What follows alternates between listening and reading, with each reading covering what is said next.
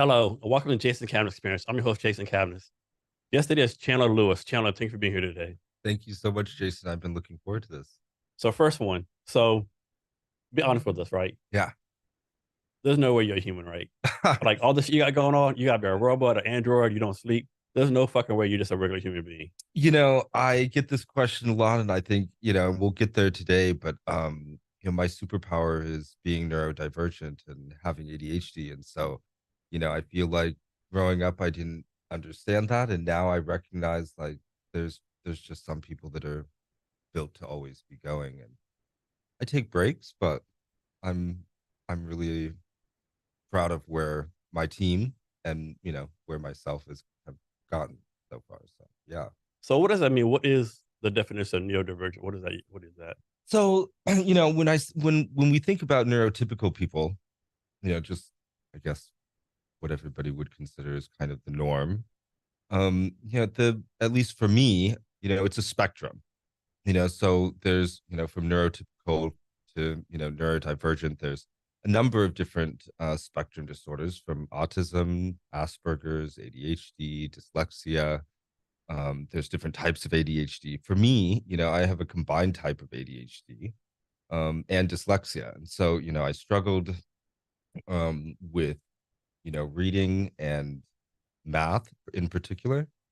Um, and, later I think, well, also I just have a very active brain. So I like to chat a lot.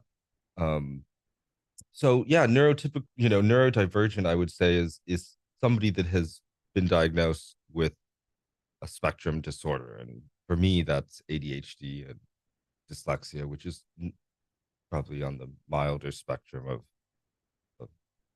neurodivergent disorders. And is this like genetics? You got this from your parents, or is it like something you diagnosed? Like, I mean, we know that or at least, so I guess I won't say I don't know. I don't think, I don't know if it runs in my family. I'm adopted actually. So okay. there's a lot of questions that are left unresolved in that. And I've tried to investigate as much as I could, but I don't really know. I assume it's probably genetic. Okay. And how old were you when you diagnosed with this? I was probably like not 10. Okay. I was probably like 10. I was in fifth grade. Okay. Or fourth grade. I was in And fourth I'm grade. guessing the reaction back then was, "Oh my God, he has this thing. How is he gonna adapt to life?" Or No, I mean, my parents, fortunately, I have, wonderful family and parents that, my mom's a physician, nurse practitioner. And, I'm I sure that think, helps some. yeah, it did. It definitely did, getting me the right type of doctor, the right type of counseling or therapist, the occupational therapy. I had a lot of mentors and tutors growing up. And are you still doing therapy now? I've done a lot. I've done couples counseling with my husband and I. Um, and that's over the last been together for 10 years now, but over the last 3 or 4 years, we have, the COVID was difficult on everybody, I Yeah. think. For me, it really manifested in like before COVID, I was out, I enjoy going to lots of networking events and, still being out there. And I still do. So I see you a lot too, Jason. But, you know, the, it was challenging to like be alone at home. Like my husband was a first responder doing some research UW, at the labs. And like I was just home alone. And so I think for me it was a difficult transition to go from, you know, having my full day kind of filled with things to not being able to even really leave. And so that was really challenging for me. And I had some things to work through with that, um, which I found out was a lot related to my adoption, I think, that I hadn't uncovered yet. And maybe the fear of abandonment or being alone. How old are you when your adoptive parents told you you're adopted? I think they were very open about it. I mean, they're white, so um, even before I think I had an awareness of my own self identity, I had an awareness of color. Mhm. You're Um, like, I don't look like them. yeah, Sort of thing. I'd be like, they're, my mom has red hair, my dad's got, Like we don't Just look the what? same. Yeah. Did my mom have a failed the mailman or No, I something, milkman know. or something? And I wondered, I think those are always the questions that we ask ourselves, like, what's it mean to be adopted? And, like, did it, why? For me, I don't think there was ever really any question. My parents were So very, you knew they loved you, all that kind of yeah, stuff. completely. And they were open about my adoption. I know I have a half sister. Um, and after my 23andMe, I know I have a ton of family in, the Texas area, which is, I was born in Corpus Christi. That makes sense. Yeah. Yeah. So being neurodivergent, how have you been able to take advantage of that? It took a while for me to understand and be able to even create a structure around how my ADHD presented. It took a doctor. One of my previous doctors at UW um, spent a year really going through different types of medications with me, and seeing how they responded, because they're not all the same. I've been on probably 5 or 6 different ADHD medications. And so I think until I found what worked for me, which is just generic Adderall, um, I wasn't really even able to be 100% me. Um, some people, I think a lot of people don't understand, but when I take medication, it's like, ADHD is an overstimulation of things going on. There's so many things that are drawing our attention. Um, and for me, it just, helps quiet all those other things going on. That really has this year, these last 2 years, allowed for a lot of personal growth. Um, Intentional, thoughtful processes, starting things from start to finish. I'm a huge fan of the checklist manifesto, because that's like I have to follow the process and that structure. And I think that's really what's allowed me to connect with the superpower of being able to manage and, you know, take steps towards a vision that I have for the work that our team's doing. And were you raised here in Seattle? I wasn't. I was raised in a little town in Eastern Washington called Omak. Okay. Um, my grandparents or my mom was raised in Omak, um, and moved to Texas. Were there for 20 years. Then I was born and moved back when I was about 7 or 8. So I grew up in a tiny town, about 6,000 people, in about 90 minutes north of Chelan, Okay. in the Okanagan Valley, and partly on the Colville Reservation. Um, so yeah, it was, we had a ranch, 150-acre ranch. Country living. Yeah, I had horses. I grew up, all the pictures of you are, in fields or on back of a horse growing up. And that is certainly something that, um, that's a privilege, to be able to have that. And uh, I'm very thankful for that. Here's a question for you. I've been asking recently. So you grew up in a rural area. So to me, honestly, like no matter like to me, like no matter how economic disadvantaged you are, if you live like in Seattle, big city, you have some kind of advantage, right? Mhm. There's better Wi-Fi here, all that kind of stuff. Oh my God, the Wi-Fi. Yes, it's true. Where rural areas don't have that, right? How do we like equalize that, right? How do we get like people in the rural areas the same amount of opportunities here? Or as a matter of fact, hey, if you live in country town, Texas, you want to do this tech stuff, you got to move to Dallas, Austin, a big city. Or was there a way to like equalize that? Of course, we can equalize some with Totally. COVID and Zoom and stuff, but no. I think we're really at the advent of like digital learning and upskilling. I as a recent, you know, founder of a company, B Team Labs Technologies, that really focuses on one of our, key areas is education. I've been thinking about this question a lot. Giving a shout out to some of the teams that we work with at 360 Social Impact Studios. I can think of people that are tackling this problem, like Cledge, or Future Jet. Eddie. I think you've interviewed Eddie here before, and Yeah, shout out to Eddie. He's doing some great things. yeah, Eddie, Mr. Building public himself. yes. And so, I think these questions really are being asked, like, how do we connect rural and indigenous, places with opportunity? For me, there wasn't, my parents had to pay a lot of money to expose me to those experiences by traveling and by bringing in tutors and by going to a private school for K through, for like third through eighth, learning Latin, you know, having those, like, I always had summer reading. Yeah, my parents always made me do those.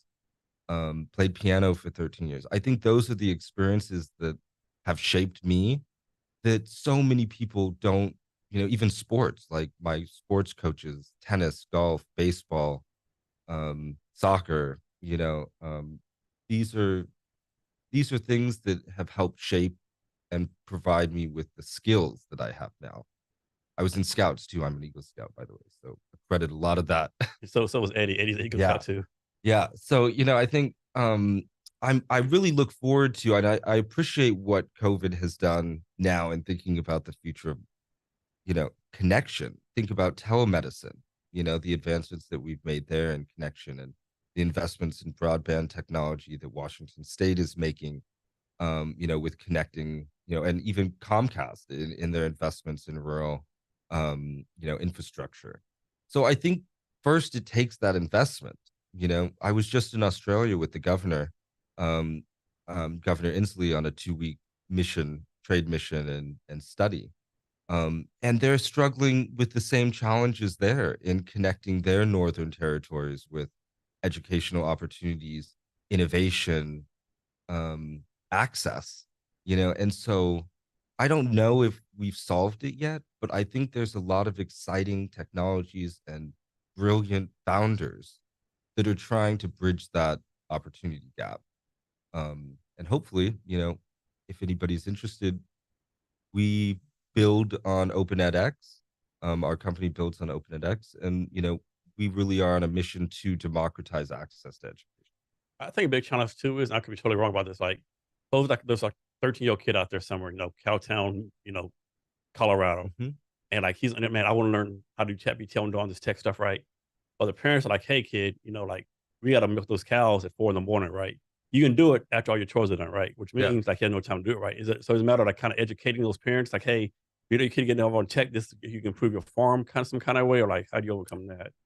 I don't know if there's an easy way to solve that. Like families, I grew up on a farm, so I know what it's like to wake up, 3 or 4 times a night to drive out and get on a snowmobile and look for cows that have, had their babies in between the winter, and it's so, like, I get it. And, you still, again, it's privilege. Some people don't have the privilege to step away. It's not just on a farm. I think of the businesses that we work with here in Washington State through programs like Rise. Like Yeah. they can't step away. Yeah. How many people like high school juniors that have to work at McDonald's after school to help support the family? A lot. I mean, the a lot of people, most people, I think, have to work to support themselves through school. I worked all 4 years of college, both undergraduate and graduate. And so did my parents. And I think that's, but that's still a privilege to be able to, um, do both. I think. Yeah, I agree.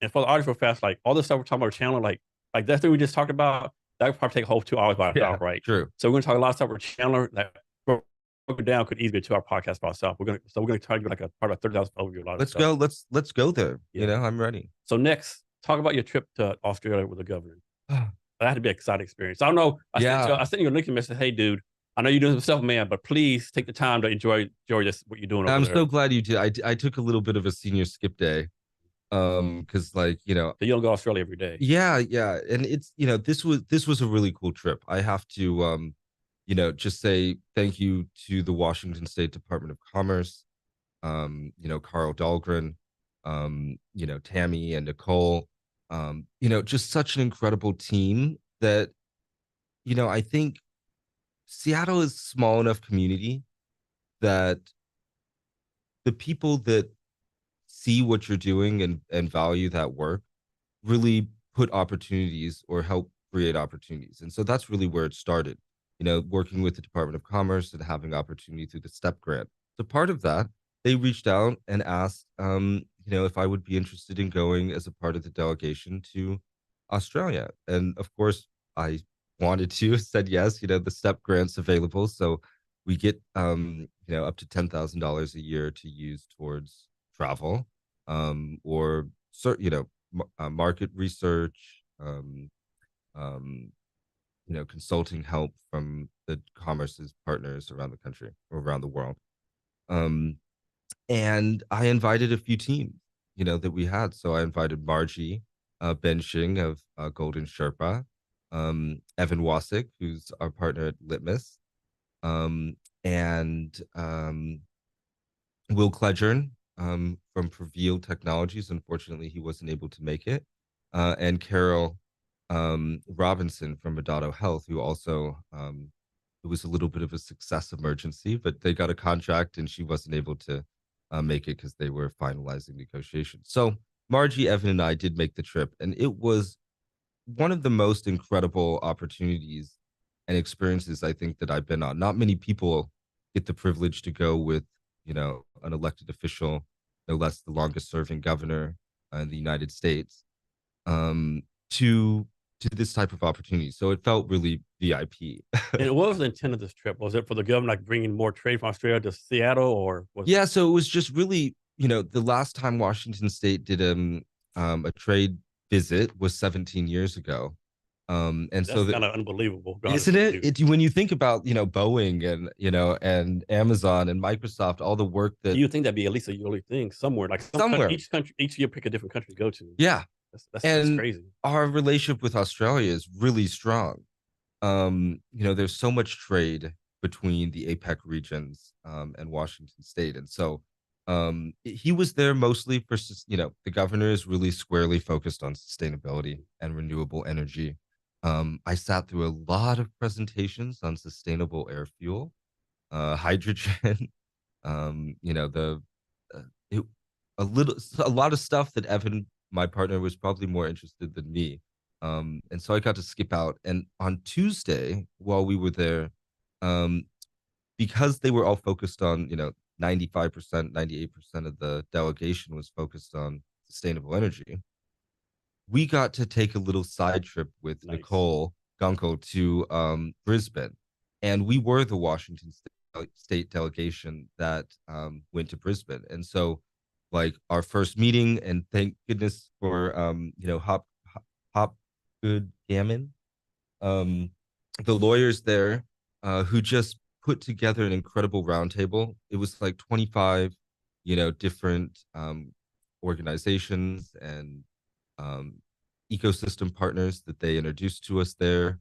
We then later went to, it's called the Precinct in River City Labs, which is a huge innovation space that's subsidized largely by the government, um, inside of an innovation precinct, which has universities, it has industry, and it has like um, a lab space. And so from there, they also have the XR hub there, the extended reality hub, and they have the AI hub. And then we went over to the Translational Research Institute, which was incredible. I had been to Brazil earlier this year with Commerce down to Hospitalar, and we saw the Einstein Clinic, which was impressive. But this building, 3,000 seat lab, 800 seats went to Thermo Fisher, which has shared labs within the space, and they really are bringing. They have 5 universities that are represented there. So I came back with so many. It was just overwhelming. And actually, Dr. Erin Evans, the CEO of Life Science Queensland, invited me up for the weekend with her husband and family to go to the extended reality or the Explore conference in the Sunshine Oh Coast. wow. And so it was like she founded the Australia's Extended Reality Advisory Hub. So it was like an even more exclusive, event that I finished the trip a little bit early, flew back up to Brisbane, rented a car, drove up the Sunshine Coast, and spent the weekend with her and her family at this mind-blowing I can't imagine conference. that must have been an outstanding experience for you. It's like great experience. It was, it's just such an honor to be out there, being able to represent not just Washington State, but you know the the founders that are doing some really cool work with our community, and it's exciting to think about the future of what that means for us. So talk about this some, and I might be thinking of something else you did, but like it's not like you just like went there willy nilly, right? Like think about the detailed planning that went into you going on this trip. Like people don't Yeah. realize like this stuff you have to do, right? There's like Okay. studying details. Like I mean, I saw your plan was there for this or something else. It's like, oh wow, like Yeah. it was a This was lot of stuff. detailed. No, absolutely. So, think one of the things that we do at 360, and something that my team is becoming known for is our work in international markets. Um, all of our team has worked overseas at some point, um, largely, across the globe from India, to the Middle East, to Europe, Africa. And so, I think what we bring is a process of actually thinking about how does the product that we have, how will this translate to other markets? What do we need to know about the culture, the demographics, um, the spending power, the buying patterns, the values system that another culture, another, market has before you really target it. So things that we did, I think we when you came to our workshop, we mentioned we had just finalized or are finalizing agreement with the Seed Group, which is the royal family's office in the UAE. And they made us go through an extensive market process, which informed the work we did before we went to Australia. We targeted the industries that we wanted to target. So for us, it was oil and gas, petrochemicals, sustainable energy. And then we started thinking about who are the big players that we want to meet, um, and kind of doing summaries of those companies, how many employees they have. Then we looked at their technology readiness for um, assisted reality or mixed reality technology.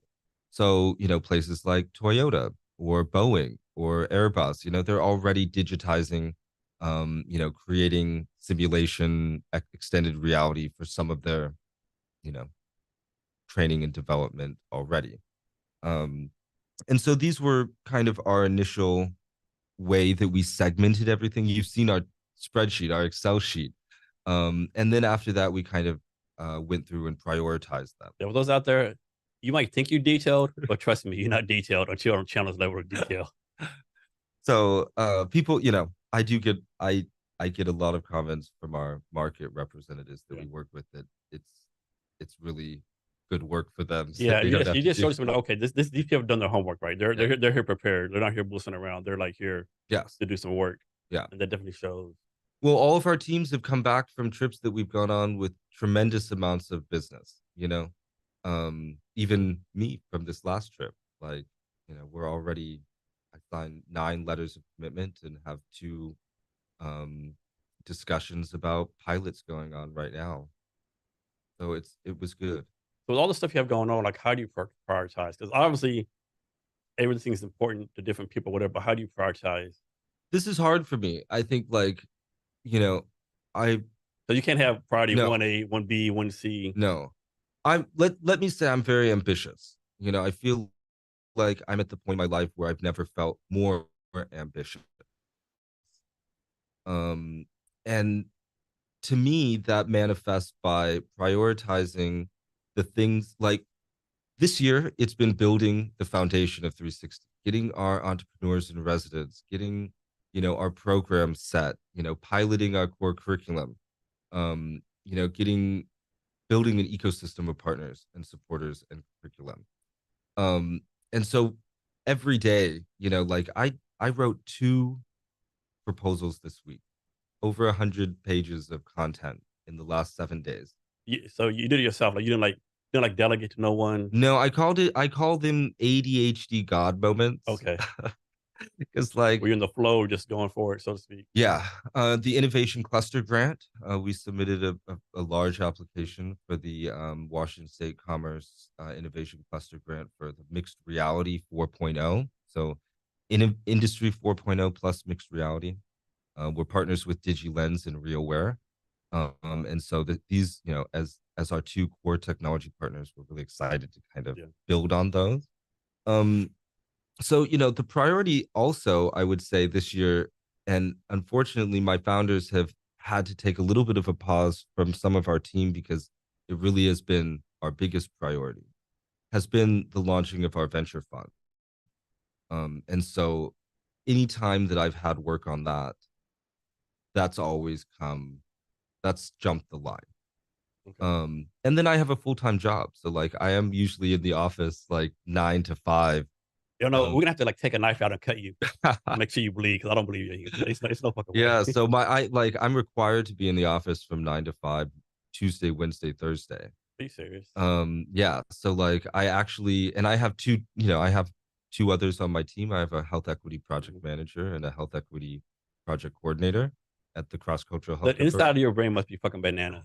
Dude, my organized, it's about system, I think there's probably plenty of quotes that we could find that say like put a great system in place and you can do whatever you want. Yeah, definitely. Yeah. Right. I believe in that, definitely. Yeah.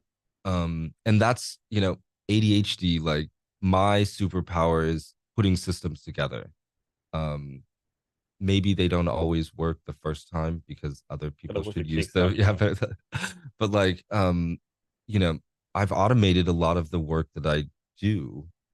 And ChatGPT has made it like I wrote that proposal in 2 days with ChatGPT. Okay.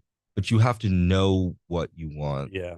First. Yeah, I really said like before I was like ChatGPT. This is like just Google Plus motherfuckers. Now now I'm learning how to use it more like accurately, more like you gotta be more detailed. Okay, now I see it. Now I see it, right? Yeah. I started using it too, right? Oh shit, this is like game changer. I doubled my productivity. For good or bad, but I did. I was gonna ask you, like, you wrote these 100-page documents, like how did you proofread it, right?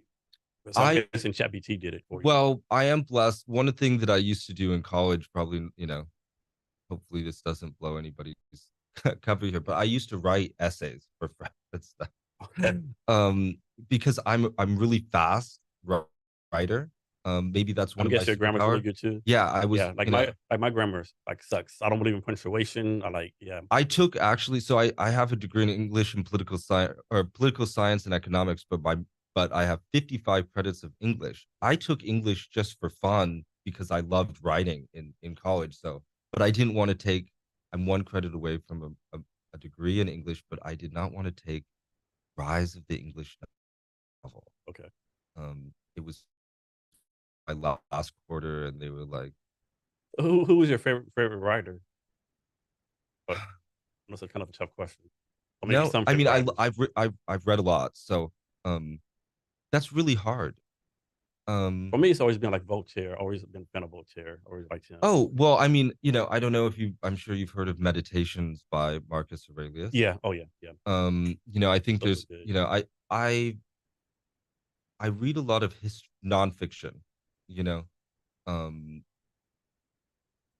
I collect a lot of books, but I don't read them from start to, cover to cover. I think,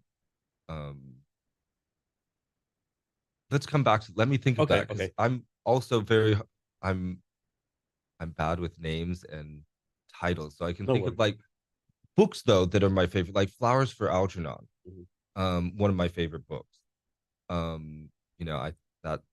That message. Yeah. Put the mic by you. Sorry.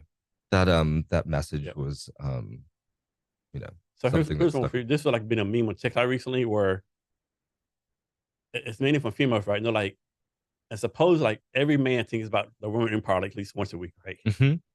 It's just crazy like how the Roman Empire all this time ago still has an impact, like, and most men, like I have this is a Roman, so I received an award when I left a brigade job. I have a tattoo on my leg, I'm a big fan of Roman history. Yeah. It's crazy like how most men, at least most men I know, like still think about the Roman Empire. It was like thousands of years ago, right? This is insane, I think. I mean, there's a reason why I think that we look to those types of, and hold those, maybe that imagery, that those values is kind of the golden standard in many ways. I think we think about, how the state of our politics and our society has degraded over the last few years. socially. Yeah. I think that, there's a lot of, there's one of the reasons I wanted to go back and read, Marcus Aurelius, and think about what are those value and actually virtues, right? Because in the book it says, values are something that people have, and I think maybe it was the word, um Japanese, what did they call the warriors? Oh, samurai. Samurais. Maybe it was them that said, that virtues are values with consistent action, right? And I think that's really um why I think a lot of people go back and hold those things up, because there are, at least great stories of people sticking to those And virtues. I remember reading this, right. I'm assuming it's true, but the story I read, like they were able to trace back, the railroad tracks, the size of railroad tracks. Mhm. They backtracked all the way back to the Roman chariot, Mhm. because the Roman chariot, the size of too much of the Yeah. horses had to fit this road. And Mhm. then now train tracks are still following the same method. It's like, It's crazy. I mean, right? That's even, the chariots even go back to like the Egyptians, like mm, 3,000, 4,000 years ago. But I was just in Greece, and there's a lot of little islands, of course, all over Greece. And, there are some islands where you can see, those tracks still leading out of, yeah, the water level's risen, but there are still evidence of those tracks, and they're the same size all over the world, yeah, right? I mean, Rome built roads all over the world. yeah. Or so say all roads lead to Rome or something like Yeah, that. exactly. And then with the Romans, man, I lost my track of thought. We'll come back to that in a minute. Okay. Um, so next, two-part question: is there like um accepted definition for underrepresented communities, and what is your definition of underrepresented communities? You know, First of all, I want to say that I, do not speak for all underrepresented communities. But my personal definition would be somebody that has historically lacked access or intentionally been, restricted access or opportunity to education, healthcare, um, you know, um, high paying jobs, education, what those, the things that we depend on to thrive, right? So things that humans depend on, like being lacked or being, deprived of those resources. And it's not something I think we choose. People don't. It's not a choice. Like sometimes people are born into, you know, um, into persistent, cycles of um, poverty and, you know, health disparities and inequality, right? Yeah, I think birth definitely has a lot to do with it, right? What? I think birth definitely has a lot to do with it. Totally. Luck We has a don't lot. choose. Yeah, I'm one of the lucky ones, Jason. Like I was born to a family that did not have those resources. Had had my parents not been the one to get the call, then my life could have been very different. And so like I really am acutely aware and have been raised with knowing that, one decision, has really changed the entire trajectory of my yeah. life. I mean, if someone's born like we're saying South Lake Carol, Dallas with a bunch of millionaire homes, that's way better than if you're born like I'm saying like Appalachian Mountains or Southwest Utah, Totally. right? But then again, like you want to be born in Appalachian Mountains, south side of Chicago, or in North Korea, right? Yeah. I mean, these are all toss ups. I mean, I think, something that's really powerful is like our zip code is actually a stronger predictor of life expectancy than almost Yeah, any other determinant, yeah, right? And in Chicago, they did a study a couple years ago showing that, there are two communities 1.3 miles apart had a 14-year living yeah. life expectancy difference. Those are things that we in a developed country still deal with. Yeah, I Yeah. mean, people don't realize this. America's great and all, but there's still part of the country like, man, this is a third world country right here. Like, It feels like it yeah, like there's sometimes. potholes everywhere, like, no Wi-Fi. Like there's trash everywhere. Like, And no, buildings, the housing, bridges are right? falling, housing is falling apart. Like, is this America or is this like, some third world country somewhere? It's really interesting. My husband is from Taiwan, and grew up, was born in Columbus, Ohio, but so, American, which maybe we will get into later. But and we often talk about, like, do we want to stay here? Fortunately, I've traveled and I have seen other places, but you know, Daniel was surprised, I think, coming to the US and seeing how so many of the challenges that, you know, their their country has solved, public education, public transportation, access to healthcare, strong quality of living, affordable housing. Um, I think that, you know, it makes me feel bad, like, why can't we achieve that? Going to Australia, seeing, yes, there's issues, I think staffing is a challenge across the globe, having enough workforce, but the infrastructure's there, you know?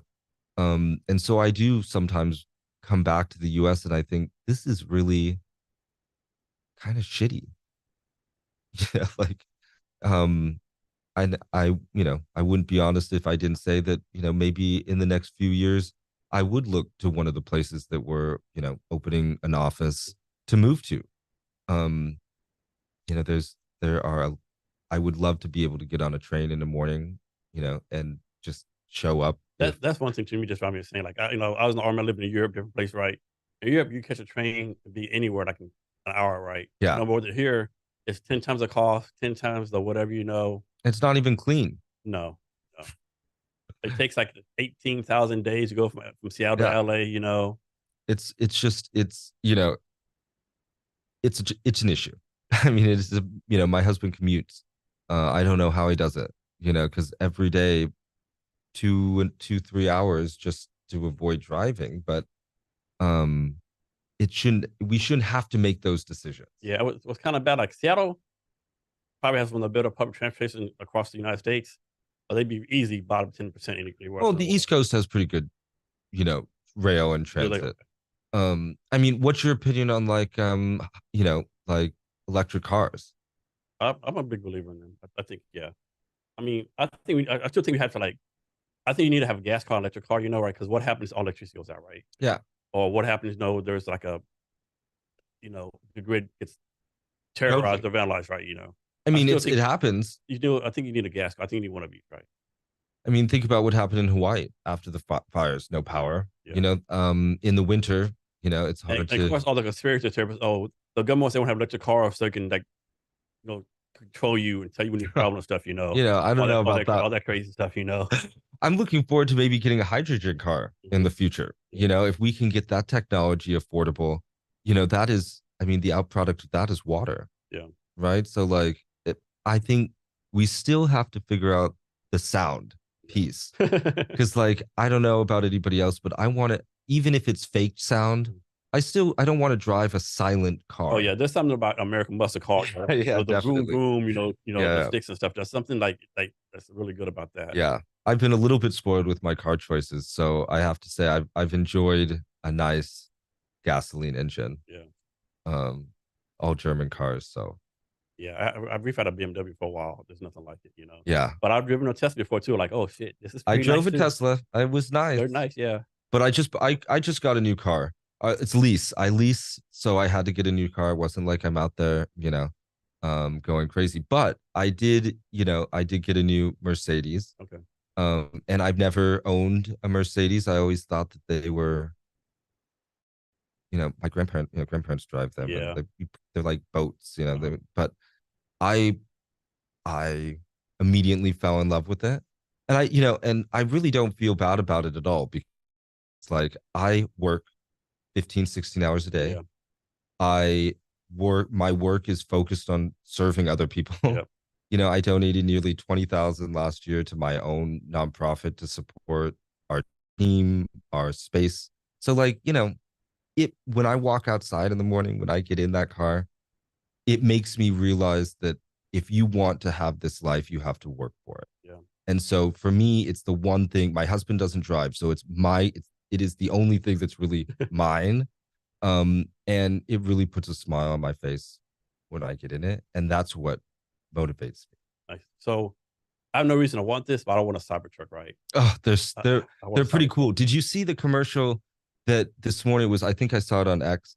Um, the Tesla or the what do they call it? Cybertruck, The Cybertruck was towing the Porsche, the Porsche and beat 911. it. Yeah, and still beat it. That was pretty cool. Yeah, But would you really like drive one? I probably would. I mean, I don't know.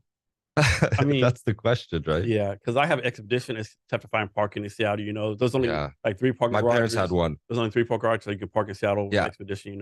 Yeah. This one looks like that you just want it because you want it, right? You really have there's no need for it. Like I can't imagine what the need for a Cybertruck would be. yeah, And I just, I think these are sometimes I wish maybe if you're a big time hunter or camping person, maybe something like that. it's you haul cool. stuff. Yeah, It's maybe what we'll drive on Mars when he gets us there. yeah. But I there's other things that I think we could be doing with uh this type of innovation than building things that nobody wants. Yeah. So back to underrepresented communities, Yeah. right? Should that be based on previous generations, what they went through? Should be based on race or color or educational level? Should be based on current economic situation? Like, for example, I'll use I don't know what about say Dak Prescott, right? Corporate Cowboys. He's millionaire, 10 times older. Like, should he has a kid coming in next year. Should that kid be automatically part of underrepresented community? Or should somebody from Appalachian Mountains, Okay. Appalachian Mountains, Got it. dirt poor, who has no access to education, be considered underrepresented?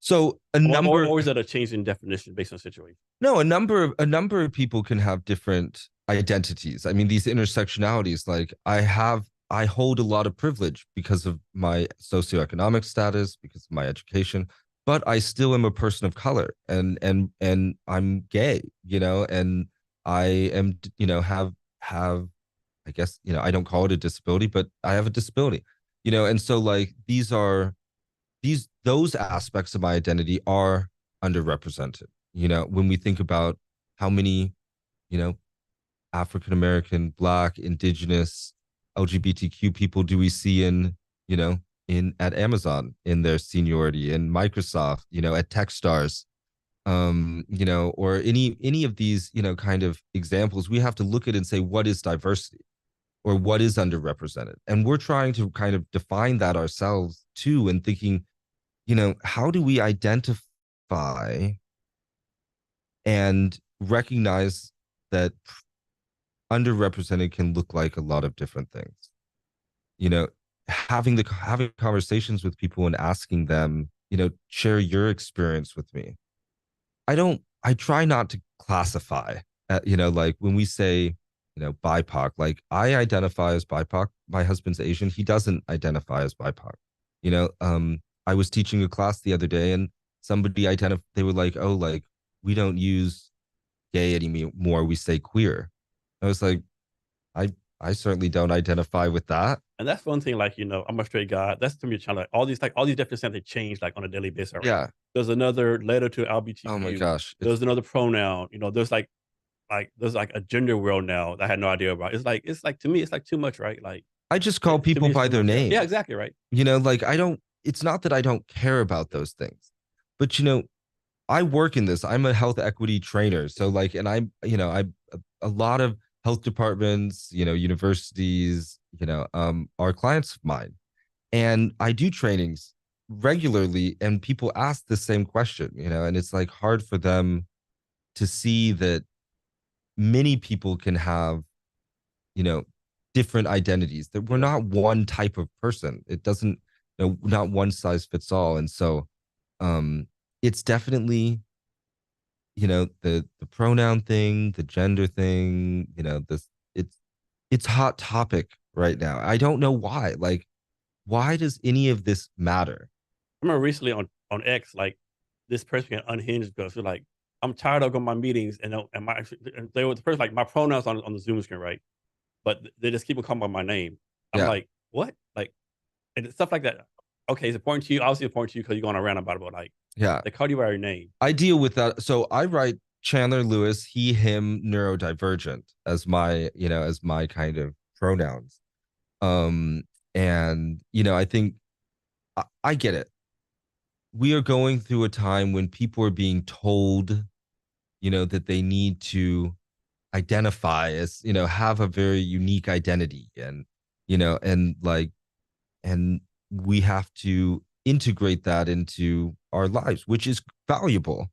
You know, I'll use a good example. When I was in Australia, every single meeting, every single event, every, speech, performance, bike pathway, side of a building had indigenous land acknowledgements. They did them like every meeting we had. We just want to acknowledge that we're on the indigenous land of XYZ. We want to recognize their contributing contribution to, um, and it was like so normalized, and so it made me really question why we're having such a big issue here. It's not hard to acknowledge somebody else's humanity. It's not hard to acknowledge their identity. Apparently, it's hard to acknowledge people's history, right? We're struggling with that now, you know, but it shouldn't be that way, And so if it makes, we can't make everybody feel better. But what the government of Australia has done is they said, it's going to be the norm for organizations and individuals to come up with their own, whatever works for them, but you have to do it. And that behavior change has normalized it. Not everybody agrees, but it is the right thing to do. So the best pronoun thing I saw was like yesterday, I was on this panel on LinkedIn. This guy is a professor of something in New Jersey. Mm-hmm. His pronoun was he, him, I am a king. I mean, sometimes I wonder if those things like what the intention of them are done for. Yeah. Because I think that other people could see that and be offended by it. Like it. Is that really your pronoun? I don't really care. Again, like call yourself what you want, but don't infringe on the right of other people to have that for themselves either. Yeah. Right. So I remember the question I asked you, right? So we were talking about Marcus Aurelius, right? Mm-hmm. I mean, people still study his stuff, right? 1,000 years ago, right? Mm-hmm. So the question is like obviously tech has gotten better, right? When we in a time like fire is part of tech, now tech getting better and better. But has human intelligence gotten better, or is it just like we're carrying tech, right? Because like has human intelligence gotten better? Or are we still the same smartness as back in the beginning of time? We're the same that we were back in time, but we've created tools that allow us to unlock pieces of ourselves that were not previously available to us, or took much longer to. I think with the advent of technology and it's information becomes easier to gather faster. My grandmother is 103 years old. So I just saw her over Thanksgiving. And when I think about, we talk about it going back to, the Romans, well, even 100 years ago, there wasn't nearly the technology, like penicillin, or, phones, like there's just not a lot of the things that we rely on every day. So I think human challenges haven't changed either. I mean, let's be real. What's going on right now between Israel and Palestine, we've been reading about in the Bible for thousands of years. Yep, I know, right?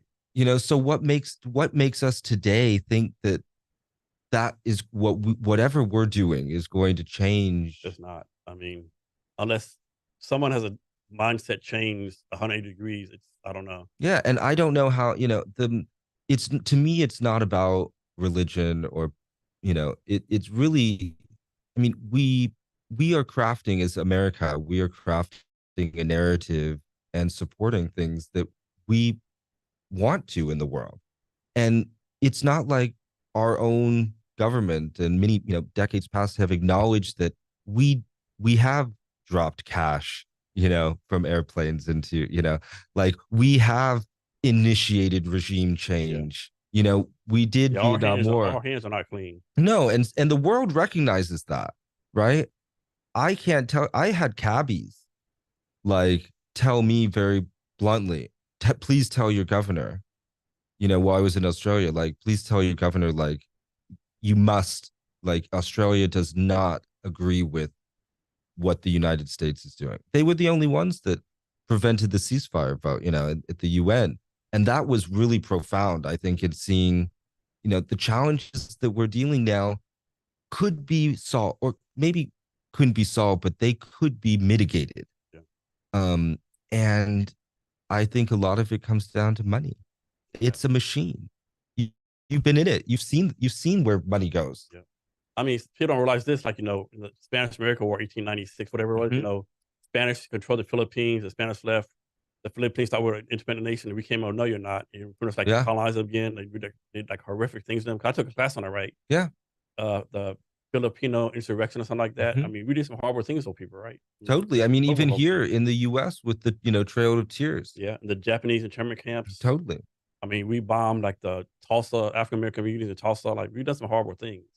And we do it, you know, it's interesting how it all comes down to language. You know, I was having this conversation with my husband on the way back from Thanksgiving, you know, how it's what's the difference between women and children?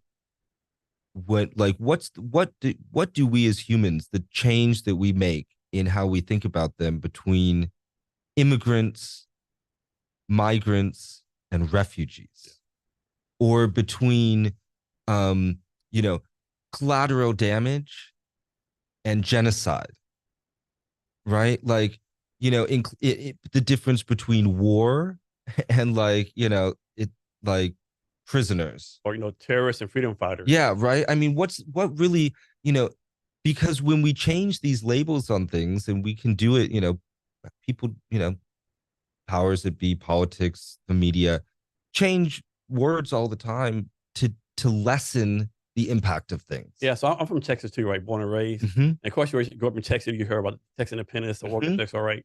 So in college, I took a class based on that from the Mexican side, right? And a totally different narrative, you know. The Mexican side, we know we're going to crush these rebels, you know. Tri-star state, they've had rich history. Yeah, we give them these texts, all this stuff. Now they're rebelling against us, and it's a totally different dynamic, right? Yeah, it's always interesting when, you know, Americans would do well to go to, you know, study 1 year in a different country, because it's incredible what we learn when our history is taught back to us from a different perspective. Yeah. Like, you know, I was in Vietnam in September for a few days, right? And me and my friend went to they call it the American War Museum. And like, of course, you know, it's one side is from the Vietnam side. It had all the stuff like the Malay massacre, all the stuff we did bad about it. But of course, they don't say the bad things they did, right? Same with America. Our museums probably say all the bad things Vietnamese do, right? There's no balanced thing out there, right? Like, both sides did horrible things. Of course. I mean, that is, you know, if we even go back to, you know, like the Leviathan, you know, and think about like the state of nature and the state of war, you know, like we certainly have progressed to the place where, you know, we are killing each other over property and, you know, valuables and values too. You know, and staking claims on things that may not necessarily be ours. And it's really challenging concepts of power. Yeah, yeah. And then, like, you know, we always say, humans always say, oh, never again, right? With the Holocaust, never again. But then during the Syrian war, there's pictures everywhere of the Serbians having the other people, like, basically it was concentration camps, right? They basically mean like it's going to happen again. Yeah. You know, you being from, you know, studying Vietnam and having, you know, a history understanding of that, you know, think about what, so if you know, like the Weinberger doctrine and, you know, the counterinsurgency, which we developed after Vietnam to avoid a quagmire, I wonder, well, it happened again in Iraq. Yeah. Okay. It happened again in Crimea. Yeah. Right. And it's happening again now in, you know, in Israel and Gaza and Palestine. And we're not like, you don't eliminate counterinsurgents. Like, you know, it is a embedded tactic where you are working. What's the thing, right? for every, you know, whatever terrorist you call, whatever, everyone you kill, you create 3 or 4, right? Yeah. It's an ideology. Because if you kill someone's mom or dad, my dad wasn't a terrorist. That was Yeah. my dad, right? Yeah. You got enemy for life, right? Yeah. I mean, just like when the Hamas came and slaughtered all these people at the music festival, right? Those people aren't thinking like, these Yeah. people from Gaza killed my parents, right? No. It's never in the cycle. So I think And of course, language. yeah, of course, no one's thinking, like you talk about Israel, actually do like build hospitals, be kindness, but of course they're not going to do that, right? But if they were smart, they would like build hospitals, there were no refugee camps, help the Gaza people out instead of bomb them, right? Totally. But the revenge things are right. How can you, if you're the leader of Israel, how can you say, "Oh, I'm gonna build a hospital in Gaza"? People are like, "Are you kidding me, dude? Like these people slaughtered us." Like, Yeah. I mean, again, this is why it's so important to, know history, right? Because right now we have access to it, but I think the kind of degradation of critical thinking in schools, in educational spaces, libraries, public spaces, dialogue that has degraded to yelling about, you know, um, porn stars and, yeah, so it's insane. that dialogue isn't conducive to high intellectual, That I'm always right no matter what. right? Even if you prove to me I'm wrong, I'm right no Yeah. matter what. Right. And so I think, when people know their history, they recognize like, oh, this is this happened before. We've heard this before, like they promised this before. Um, and I just think we've got to be better, and challenge. We have to challenge things more. Yeah. Another time things crazy too, like back in World War I, had nothing but trench warfare, right? That never happened again. But now Ukraine, Russia is nothing but trench warfare Yeah. with the addition of drones, which of course makes it worse, right? Totally. Like, in Russia, Ukraine, whoever was offensive, they lose a lot of people. It's a defensive battle in perimeter, we call it, right? And it's like, and the people, let's be honest, when we think of underserved, like a lot of the young men that are dying in the war are coming from Russia's most, marginalized communities, right? They're, Siberia, Mongolia, and places where they're poor and they don't have, it's really not a choice. No. Right. Elon Musk was on a podcast a week ago and he said it good, right? He said, like, Russia and Ukraine both have young men killing each other who don't know each other on the part of old men from both countries who do know each other, right? Yeah. And like, like you said, they're coming from poor areas. They're probably, I'm making this up, but both countries, either go civil war or we're going to punish you, or you go to war, your family taking care of you, like, what are you doing, It's a hard choice. I mean, these are this is why I think it's so important for us to really think about how do we fix some of these challenges that we are addressing, right? I mean, are there technology solutions? Are there different social construction, that we have to think about to achieve a more sustainable peace? And then it's not like this only just going on Ukraine, Russia, or Gaza. Like, it's over the world, right? It's like, all over. Like in China, they have the Muslims in camps, supposedly, Yeah. The Uyghurs. Yeah, yeah. And I think one of the stand countries, like they pretty much like exterminating like one of the minorities, right? Stuff. Every country, there's stuff going on, right? That's not good, right? It's sometimes really challenging to like, as somebody who is an empath and feels things, pretty deeply. I am often struck at how there's so much pain right now. In something from America, like I'll make this up, kind of like, like suppose like a couple's married, have 2 or 3 kids, and the husband says, "I'm gonna leave you," and then she's a single parent with 3 kids, no job, like, man, and like might be homeless if she does something right. Probably. There's so many stories of suffering all over the world, right? I mean, I think we have a solution, I mean, we have the resources, to, there's a lot of money in the world that lies with very few people. And what's the point of having it if everybody's, I mean, I guess that's how I see it, but I guess there's plenty of other people who want to keep them, you know, um, in, servitude. Yeah. Right. But I think it ultimately that's what's keeping us back from a truly a more interconnected, understanding world is kind of those very few people that are keeping us apart. Yeah. So let's talk about diversity on that kind of stuff real Yeah. fast. So this is my opinion. I think a lot of people have the wrong thing about diversity, right? I think too many people just say skin color, right? I think it's more expansive. Like, so example, a while ago, there was a company in Canada, right? They already got voted most diverse something, right? And they got clapped back at because everyone was white, right? But Yeah. the people on the one percent, hey, we're all white, but like one of us is like, on the scale, two of us immigrants, two of us are LGBTQ. So they were diverse in different ways, right? Yeah. Another example I used, there was a picture of these three black guys. They all graduated from Howard University and became doctors, right? The caption was, "What a great example of diversity, right?" And people are like they're all the same skin color. How can you be diverse, right? So can Yeah. you talk about how like diversity is really not really like, to me, it can't be one definition, right? It There's almost not. has to be ever changing thing, right? There's no one definition of diversity.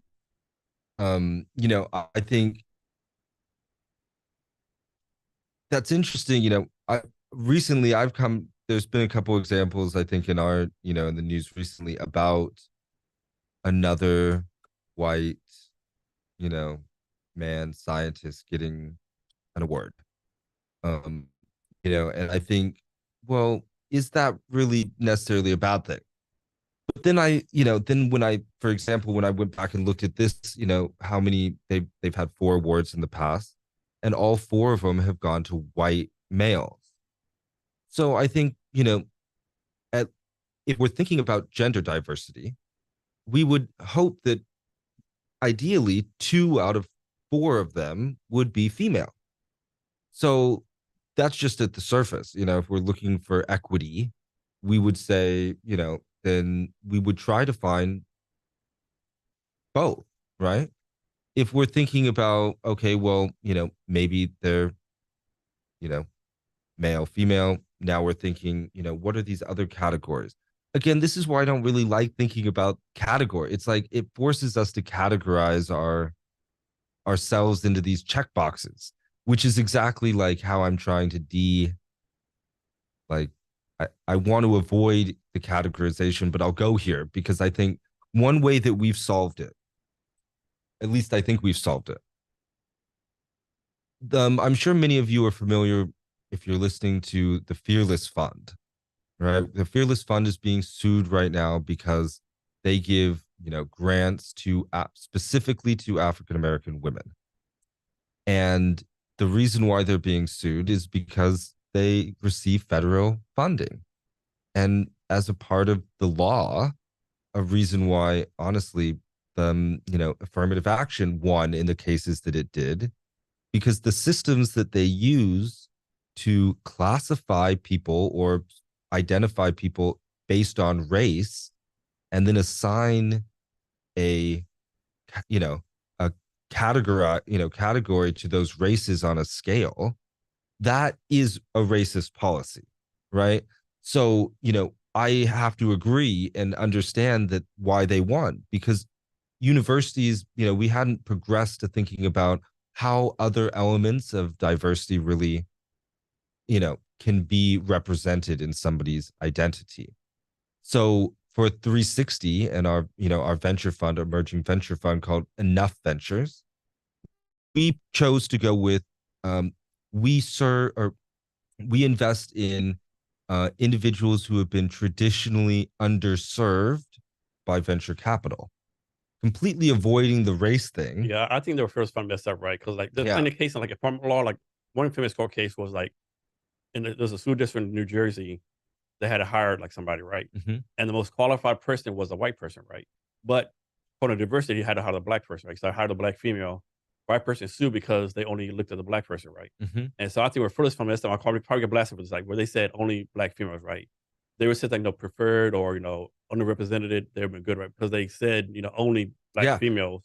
And of course, totally. I think it's wrong. I mean, honestly, I think it's wrong because they accept federal funding. Yeah. It's not, I would love for them to have a private, to have avoided this altogether by maybe being a little bit more knowledgeable about accepting federal funding.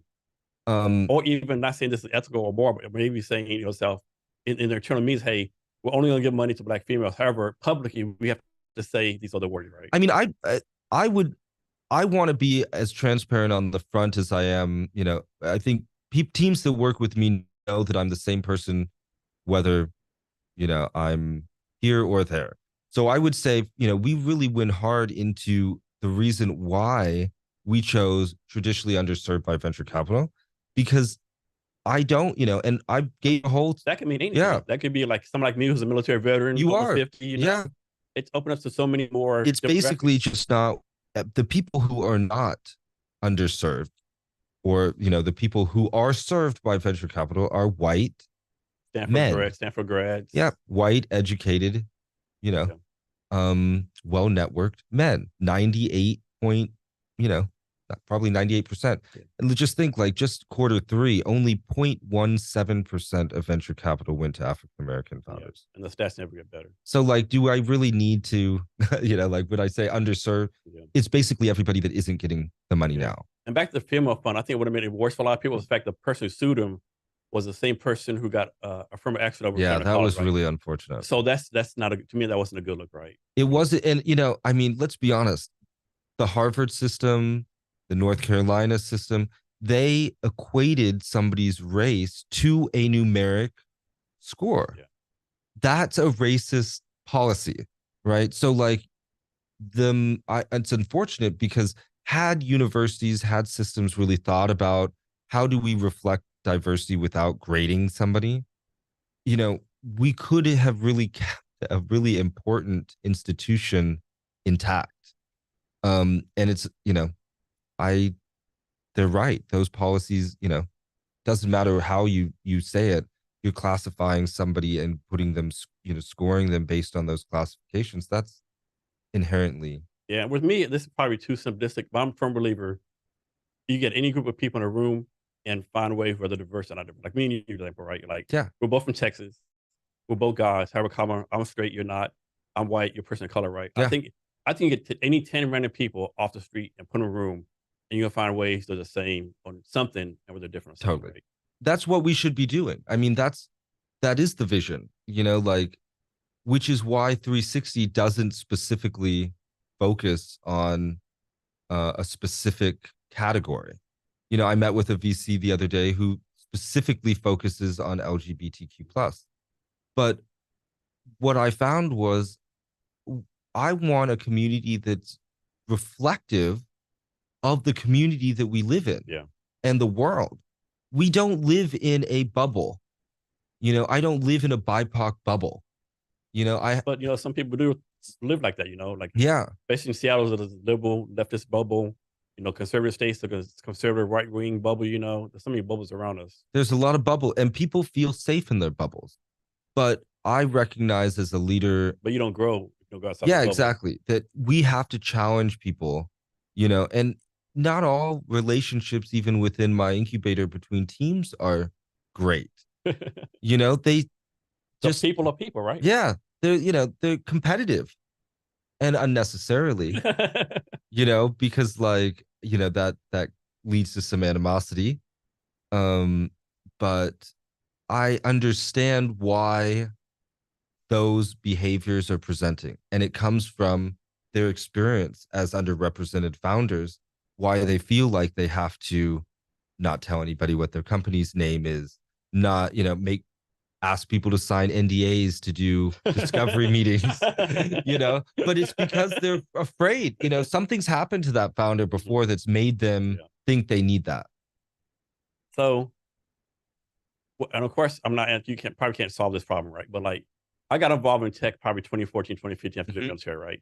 And back then, DI was a big thing, right? You always hear about all the time. But based on stats, that's got better, right? Like, I mean, yes, objectively it has. Not a performance stuff got there, right? So, like, and it seemed like a lot of, like, these DI people, they switch jobs and pay six-figure incomes, but are they really doing anything, right? Like, I mean, that's a really good question. I mean, like, I mean, bad example. Like, I'm kind of making this up, but I'm not. This one DI person was like a Apple, right? Nothing really improved, and they got more money to go to Google, right? But based on stats, nothing got better at Apple. Yeah, they got a better paying job, right? Yeah. Like, It just seems like there's a lot of performative stuff out there, right? Oh, it's 100%. What I think is really interesting is like we saw after George Floyd, all these murders, and the movement, really partly where the name Enough Ventures came from. It's like we've just had enough of this.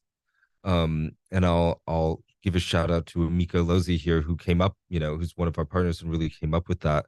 And I resonate with that because I think, it is like we've spent this time trying to build communities that respect each other, right? Like in my work, we spend a lot of time talking about bias and microaggressions, and like how do we have respectful, and it just feels like it drains me to have those conversations because I'm like, we really should be past that.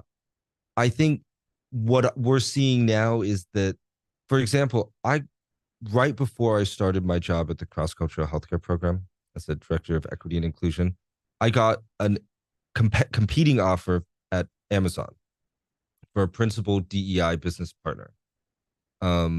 Triple the salary. Great. By any means, the offer looked great.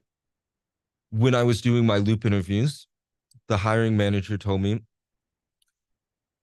I just want to let you know that this is a very brash culture in this particular line, and that you'd be supporting two white VPs who may not at all times treat you like you are the authority in the room. And so just be prepared that, it's not going to be an easy environment to work in. That's good they told you that up front though. But I'm a glad. lot of people would not have said that. I'm glad because I I did not accept the offer. And I realized that's the culture in most corporate organizations, really. You know, most people don't want to spend their days at work talking about DEI. They want to be there to work. But we have to, because we haven't, I mean, I think of my work as we are doing inclusion and, like accessibility. It's not about diversity or equity because, like, I work with a lot of teams that are all white. Okay.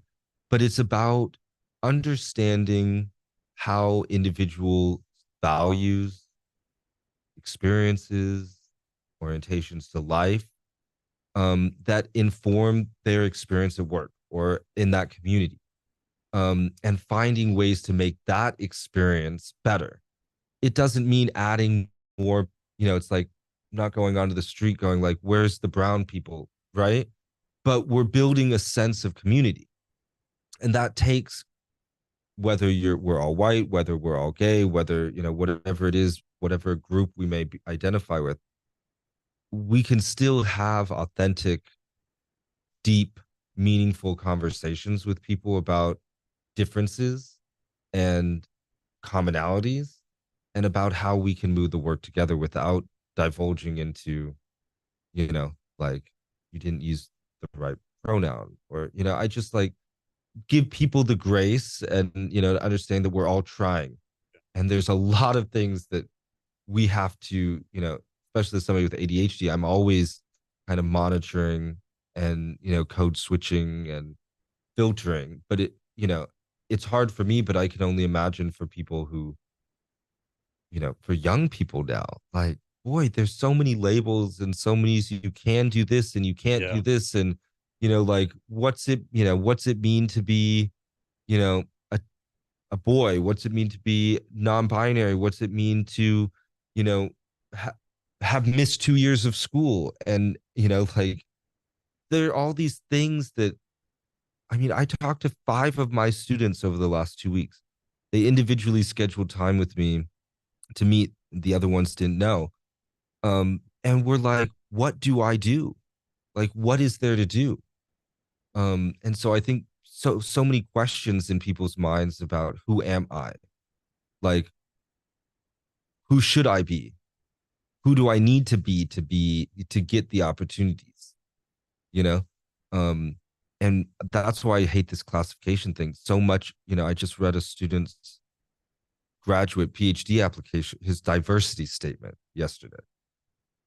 And it read like an academic, like his whole life was it's the only thing that mattered, and that makes me sad, because I think that's what our society is losing when we don't value the other aspects of people's identities, when we don't value spirituality, when we don't value traditions, family experiences, when we don't value language and culture, we lose those. And I hope that, conversations like this, conversations that we have with others in our work, and the commitments that we make together, that we can make some progress, at least for our community, towards that. You talk about this, like, and of course, I'll get blasted of this again, but like, I think too many people say diversity for difference case, but actually, there's a business case for diversity, right? Huge. Can you talk about this business case? I think a lot of people miss opportunity. Like, Yeah. So McKinsey and Company has a great case study that they've been updating, I think, since 2016 or 2017, called the business case for diversity, equity, inclusion. We see for companies that have diverse gender teams, we see a 26% increase in financial performance compared to those teams who have less gender diversity. When we look at teams that have more racial and ethnic diversity, we see a 37% increase in the amount of revenues compared to those who have less diverse teams. And these stats, where these stats come from? McKinsey and Companies. Okay, McKinsey did, that's their study. I use it's like one of my primary references in a lot of my presentations. I know the data pretty well on that. But those are, there clearly is a business case. And I think I work with a lot of organizations going through organizational change management where, like, they have experienced a lot of turnover because of their culture. And they wonder, like, what's wrong? Like, why did half of our team leave this year? And it's like, well, because you're not really addressing, you're not thinking about the business case and investing in some of that. Like, team taking a day off with a team to get them to, I wrote my thesis at Johns Hopkins on retention, best practices in managing human capital in low wage service industry environments. Found that 55 cents was about, at the time when I wrote it, was about the amount that people would switch a job for. However, that was mitigated up to about $1.25 if there was one other person on that team that they felt their friend.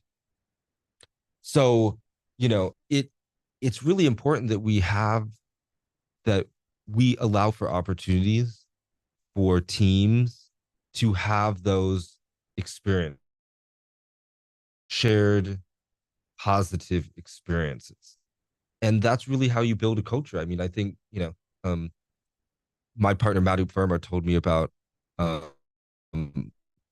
company that he used to work for called Icertis. And they use the values FORTE, FORTE, and they start their meetings with the values. And I'd have to pull them up, but they start the meeting with their values. It's a very values oriented culture, and I think the proof is in the pudding. Yeah, how about you hear all the time, like, a company with all, like, what's it, all white guys, right? They'll hire a minority, and we have to hire that minorities on the interview committee, right? Yeah. Just like have a non-white person interview committee. Like, they're like, I didn't take this job to be interviewing people, right? I want to learn my job, right? I mean, I think a lot of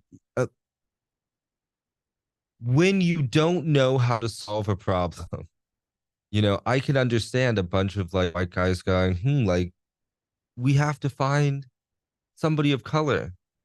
But having new skills or tools or awareness of that in a way that doesn't tokenize that person. Yeah. It's like you're not hiring this person, orientation. You're going out and you're saying, we're going to look at a diverse group of people that identify with this. Yeah. And then we're going to find the best one. And that person is just as good or better than we are, but they identify, their identity is the minority. Yeah. Right. I wish more companies thought of it like that, because I have to caution, some companies that, or, some individuals we work with, of doing that type of hiring, saying like, oh, we need to find a X person. Fill in the blank demographic. Yeah, yeah. So, I'm sure in HR, Jason, you have to think about like what are things you can and can't say to, like you can think what you want to in your mind, but please don't say it out loud. Yeah. You can't ask it, you can't specifically like ask a interviewee or an applicant if they're gay, or if they have a disability. Or something even more simple. Like you can't ask somebody, do you have a car to get to work, right? Yeah, or if you're married. Yeah, you have right? to ask, do you have reliable transportation to get this job? Is remote, right? Because you ask them to have a job, I'm in a car and they don't, then you potentially experience, I guess, economic Exactly. disadvantage people, right? It's, yeah. So you've got, there's, again, I think this just makes people nervous. Like there's plenty of examples of bad things happening when they don't do it properly, or when they don't do it competently. And so I think that's like, it scares me, thinking how are my clients handling these situations when they don't have counsel? Yeah. It's amazing what people do. Like I had a friend, this maybe a couple years ago, she was a female software developer, and she left her job, and she was married, she got pregnant, right? And so she did a phone interview, passed it, did a Zoom interview, passed it. When in person, they're like, "Oh, you're pregnant. We can't hire you because obviously your focus will be on your kid, not the company, right?" I mean, like, yeah, you can't. Are you kidding me, right? I try to convince go soon, whatever. She said, Yeah. "No, I want to mess with. I'll just get another job, right?" Have you, it's interesting because like I think this happens to founders a lot, especially female founders. Like, how many times do you think a female founder has been asked if she has kids? Wow. How many kids? Yeah. What's your plan to have your future kids? Yeah. Or what does your husband do? Or totally. Like, is this your side gig? Yeah. What happens to your kids in school and they get sick? And so I think we get these types of questions, one where, either race, gender, sexuality, we have to navigate these. And one of the things that I'm really, focused on doing at 360 is building a curriculum for our investors and our mentors and advisors around how we expect our team to interact with the community, right? And it is around things like these are things you can't ask. These are things, we want to focus on promotion versus prevention style questions. We want to, we want our investors to commit to certain, like pre and post prep to, because we have to think about how do we take bias? How do we take, I mean, basically like prejudice, and things out of every process that we have built for the people we serve. I think it's hard, right? Like bias, like this is kind of a joke I have, like, so my bias is I'm a big Dallas Cowboys fan, right? Mm-hmm. So every interview, right? And I see a fill out an Eagle fan watching Redskins or John, like, I'm not going to hire you. Yeah. Like, you right? Of course, I'm joking around. I hire the best person, but But like, are you? Yeah, exactly. Right. Yeah, you're not right. Like everyone has bias. A lot of people won't hire someone with tattoos or some a bun. Like everyone has these biases, right? Totally. And I think if you accept that, you can move on and become a better person. That's what I teach. I do an activity at during a lot of my trainings where I just try and normalize bias. I say bias isn't good or bad inherently. Bias can lead us to good or bad behavior, but bias in and of itself, it just is. We all have biases. You know, like I have a bias towards Bluebell ice cream, and Oh my God. That oh. So I'm going to Texas December 14th. oh, It's on my bucket list. Like, well, they have Dr. Pepper one now. oh shit. I know. Are you A serious? flight attendant on my way to Australia, she brought me. Oh, she was like, "You're from Texas." She's like, when you're there, they just released Bluebell, ice cream that's Dr. Pepper flavored. Oh my God. Yeah, Yeah. and then Bluebell flavored Dr. Pepper, Oh shit. vanilla, the vanilla, Okay. homemade vanilla. Okay. I'm glad you told me that. So if you're a fan, hit up the Kroger's. Okay. They should have the Bluebell Okay. and the Dr. Pepper. Looking forward to it. I can't wait. Where are you going to be? In the Dallas area. Okay, I'm going to visit my daughter. I got some investor meetings set up, you know. cool. And plus my developer lives there, so I'm going to work with her, you know. Nice. Yeah. Well, you know, I'm a huge fan of Big Company Barbecue. I don't think they're up in it's a Houston thing, but you can ship it. We get brisket every year for Christmas. Oh, nice. Yeah. Man, so Bluebell just totally took over the conversation. I know. I love Bluebell. By the way, I mean, when you're from Texas, if you aren't a fan, then you're really not from Texas. No. Bluebell ice cream, the barbecue, yeah. Nice. Now what were we talking about?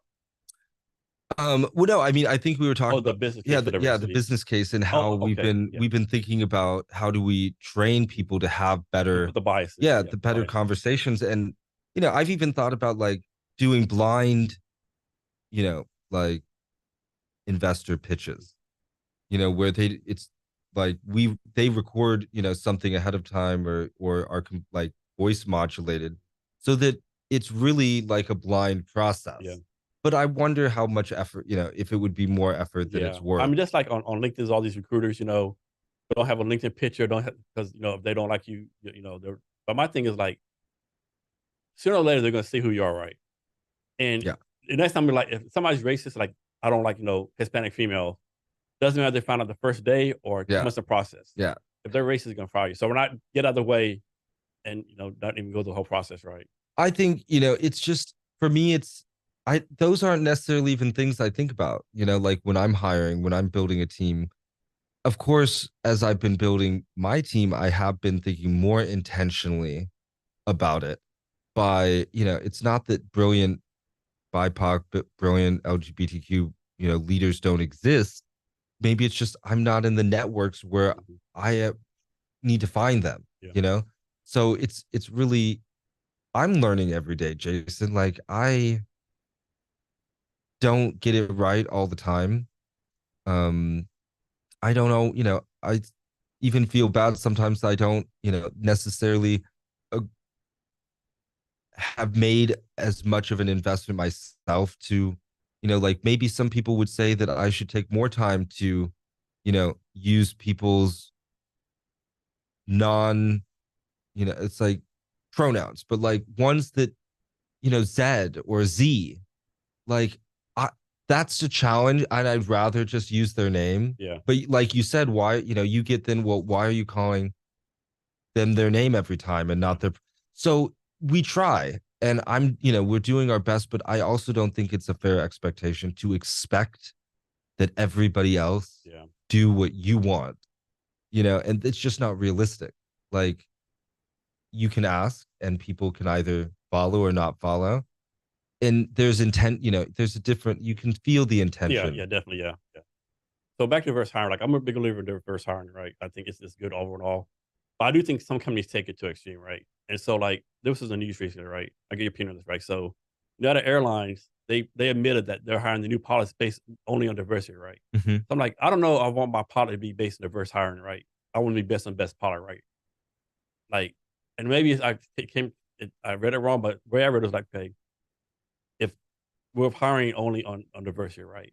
Okay, I don't know if you know, airline pilot is based on diversity. I'm sure they meet the minimum qualifications, but if there's a better person who's not diverse, you know, based on safety, you want that person. What do you think? I think, first of all, it's always, you know, you should be looking for the most, you know, the most qualified candidate. I'm going to take your argument and evolve it a little bit because I hear this a lot. this is the argument against diversity hiring. Okay. And really it comes down to one, are you looking, have you made an effort to widen the hiring pool? Like, did you just send this to some, some of your contacts and say, share this with your, BIPOC friends, or like share this with your diverse candidates? Or did you really create a strategy around making relationships with, establishing trust with, and building pathways from those communities? So I think that it's easy for somebody to say, oh yeah, well, diversity hiring is really just focused on finding the best of the worst. I look at it as, if you're really committed to finding the best every time, then your team would be already diverse, right? And so it's really more of thinking about, okay, do we have a diverse pool of candidates? Now, this then begs to differ. Well, of course, you're not going to have a diverse pool of, let's say, Black engineers if there's only 1,000 of them in the market and 20,000, majority, or white engineers, which we see. I mean, we have plenty of examples of thousands of tech companies that have only just started to diversify. So, that was a talent thing. That was there. We didn't have programs that provided access to underrepresented folks to become qualified to compete for those roles. That was an intentional marginalization of non-white people in science and engineering, technology, math, that led to the underrepresentation of where we are now, right? So it takes time to build capacity. I think there's going to get to a point where it's no longer going to be realistic or like accurate to say that we didn't have a diverse enough hiring pool. Like, then you should go out and find them, because 60% of the US is now a person of color, right? So you should be able to make that work. Yeah, yeah, and obviously, you have to, what's the word I'm looking for? Of course, obviously, they have to be qualified, Of course, but I mean, not saying lower. Yeah, I'm pretty sure the FAA isn't going to say, hey, lower the standards of No. qualifications, but the way the article came off, it was just, we hired them only on diversity, right? Yeah, I think I'm probably not. goes, I'm not for that on its yeah, face value either. yeah, I think then that diminishes the individuals that were hired, yeah, right? Because they're saying basically the only reason you were hired was because you're diverse, yeah. not because you're the best candidate. And I again just challenge the premise that that even the people that are there are qualified. So next, moving on, kind of the same thing, but Yeah. you're a certified equity inclusion trainer. Mhm. Is that like how you become one? Like, is that test you got to take, qualification, or can I say I'm Jason Cabinet, I'm a equity inclusion trainer now? Or you have to do some kind of training, so to speak. I mean, I'm certified and I've been trained in several different equity inclusion certifications. I've taken one um from Northeastern.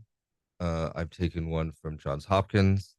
And then I also did a 40-hour equity inclusion certification program when I started working at CCHCP, the cross cultural healthcare program. And now I teach that.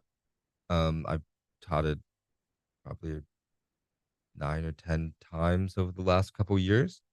And organizations, you know, they sign up, they send usually their educational and development trainers or health equity coordinators, doctors come, and it's a 40-hour course. We do 12 different modules. Um, Navigating bias, equity, inclusion, define, culture of Western medicine, creating culturally competent systems of care, things like that. And then they teach it back. So then for they teach about 2 or 3 modules back to me. They get evaluated, then they're licensed for 2 years. Um, And so, I'm about to head down to the University of Texas in San Antonio to train their health equity department in the beginning of 2024. So this is really a formal certification program that I now also teach and have developed some curriculum for it as well. And have you changed your curriculum since you started it? Yeah. So we did a big curriculum review it's the company I work for has been around for 30 years. They had their 30th anniversary, but I think the training of trainers program, formerly like the training institute, the trainers cultural competency trainers institute, was maybe 12, 15 years old, 20 years old. And we did a big major update of the curriculum last year.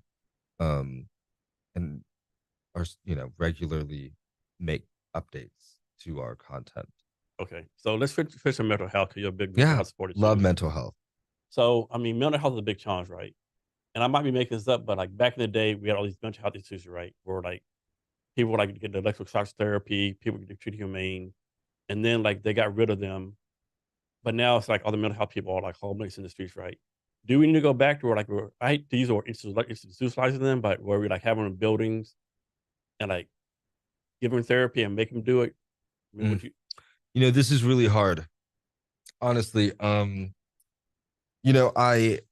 I wonder, and maybe I take a harder position on this because I've experienced this system myself. I was a CASA for 5 years, a court appointed special advocate. So in King County, they represent children, or in Washington State, they represent children under the age of 12 in the child dependency system. Um, and after that, during college, one of my best friends passed away after a lifelong struggle, but after kind of a 4-year relapse with heroin. And so, I've experienced this back and forth between, being incarcerated, being on the street, being in transitional housing, living with me, and seeing a system that has completely failed hundreds of, thousands of individuals. My best friend, Damian Jones, Navarone Jones, had been in and out of different types of programs, mental health, drug addiction, for years. And he had, you know, used to steal under $50, petty thefts. And 3 years before he died, they ordered him to complete mandatory court ordered inpatient treatment. Yet whenever they transferred him to the jail, they could never keep him, or they did never. They should have, but nobody from treatment would come to the jail to pick him up, right? And so in the transition, he was never able to engage in this mandatory inpatient. Nobody gave him the resources to get there. And the one time I was able to do it before he passed, I picked him up from jail. I drove him straight to inpatient. He smoked a pill with somebody while he was having a cigarette before he went in, and he peed dirty. And the system, and it started again. Because it's like, dude, you had to go to detox before you went into treatment. So I feel like our mental health system's really broken. And for me to say it would be easy to, yeah, in a perfect world, people that could benefit, qualify, benefit, stay engaged would be forced to stay and engage in that system. But that takes money, and that takes laws that allow us to And it keep. takes someone investing in someone. Yeah. And it takes um us being okay with taking away somebody else's power and autonomy for what we are saying is for their own good. Yeah. So one time, my first time to San Francisco, right, a couple years ago, I was on the BART train, Mm. and first time on the BART, and everyone told me the stories like what to expect, right? So I'm on the BART, this guy, obviously homeless, like he had a sleeping bag on, right? No shoes, no shirt, probably no pants, right? And you know when you're a little kid, like you'll play in the mud and the sun will bake the mud into you, right? Mhm. He looked like from skin to toe, right? And he was asking up and trying to ask for a dollar. I'm thinking to myself, dude, well, a dollar does you no good, right? Like, dude, Mhm. someone needs like take a year out and invest you for a year, right? But like, who has time to invest in someone they don't know for a year, right? It's not gonna happen, right? So this dude like randomly go on the train, ask for a dollar, right? No one gives him a dollar. Dollar does you no good, right? And most people don't have the time to invest in that. It's hard. I mean, people ask me like, I used to see him every day for like 5 months when he was in, or like 3 times a week, twice, 2 or 3 times a week when he was down at the county jail. Like, how do you have time for that? I went down in the mornings, you know? Um, but I still, you know, not everybody can save people, Yeah. you know, and I don't look at myself as a savior, right? I look at myself if in this moment, am I able to help somebody? Yeah. Like last night, I wouldn't usually tell this story or use or share these things, but um last night I was on Capitol Hill and standing next to a hot dog stand, and this guy was just saying like asking everybody that went by if they'd buy him a hot dog. And I was just like, I'm gonna buy him a hot dog. Like there's no line there, and it was raining, and he wasn't wearing his shoes Like a either. simple act of human kindness. Yeah, it was just like it wasn't hard, you know, and it shouldn't. Like I don't know why people in America or anywhere in the world, anywhere in the world should be hungry. So it was such an easy thing. I didn't even have to get cash. I just tapped a card and walked away. Told him to give him, it's his hot dog. Let me ask you this. What made you decide yes, that person? So like this aside, this suppose like that whole day, 15 other people ask you for money, dollars, whatever. Yeah. And you're like, I did actually I did one time, I did experience one time. This one day, like 15 people asked me for a dollar, right? I said, if I gave one a dollar 15 times this, times that, like that's not doable, right? So how do you decide what to give to one person and deny other people, right? I mean, it's a tough decision, right? Or just like that's the way his voice probably hit your heart or something like that, or You know, it's a little bit difficult. I spent a lot of time blaming myself for my best friend's passing. Um, he had lived with us for about a year prior. My husband and I, Daniel and I, about maybe 9 months prior, and he had stolen some medication from us. Um, and I get it, but like, I have to make decisions that keep my family safe and protect, and he knew the rules, and I had to ask him to leave. You know? Not forever, but well, it turned out to be forever. But like 2 days later, he overdosed. Um, and I was like, I wasn't able to save him. Not that I wanted, not that it was my responsibility, but like that that moment has stayed with me. I see I see Damien's face on a lot of people like that. Um, and I also know what it feels like to be passed by.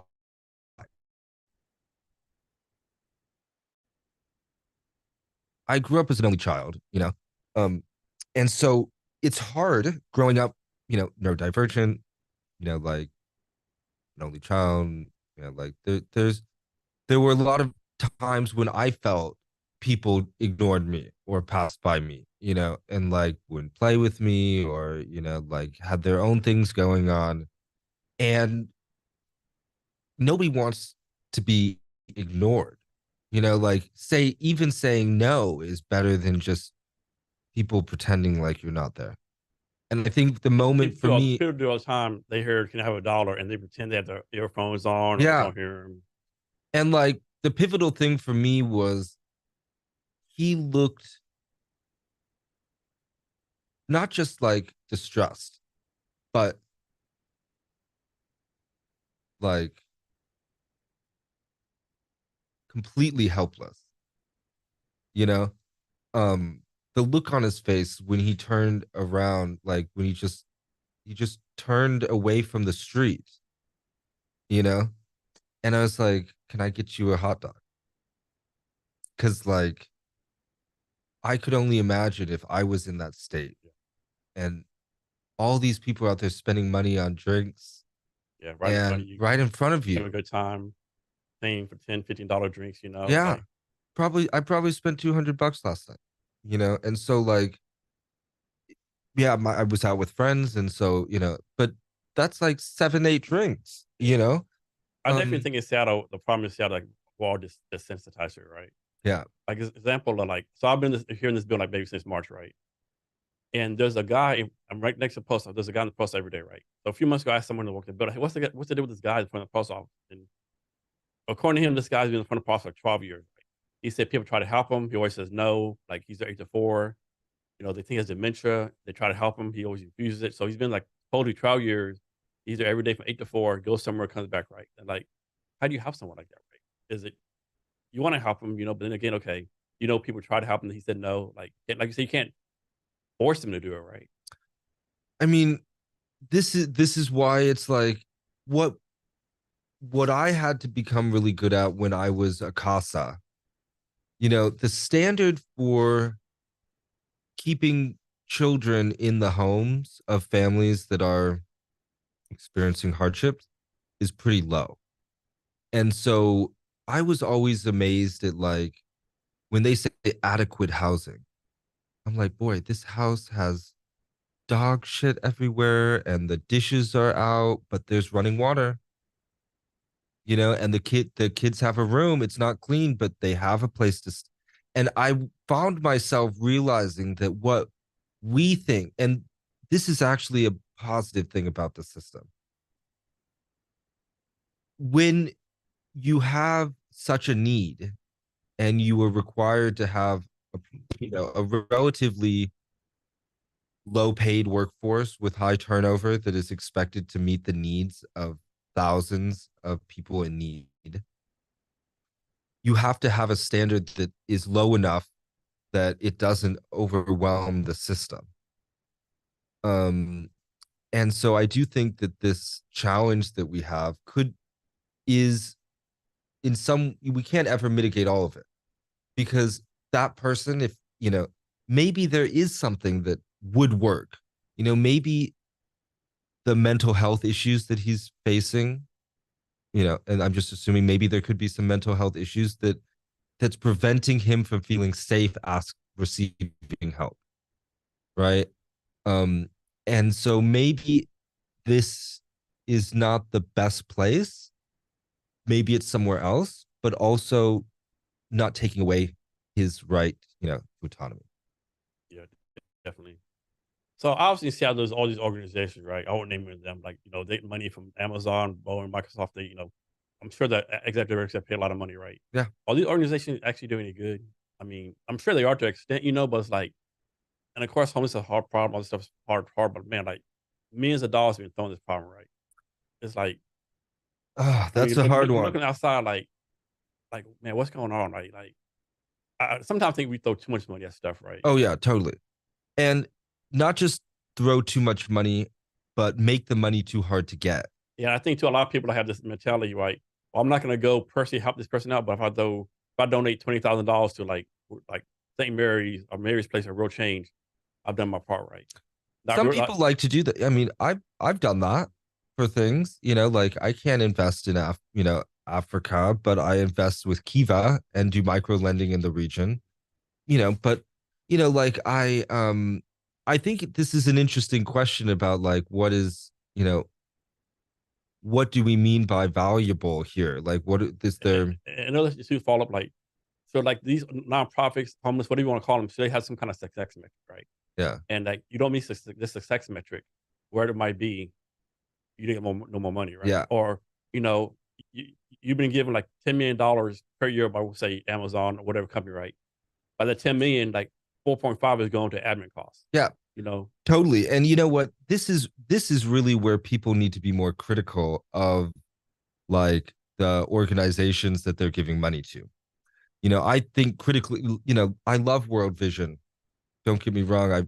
But they're, and Red Cross, but Red Cross spent $150 million in Haiti and not Build like one house or one something like that. house Yeah. was built, Yeah.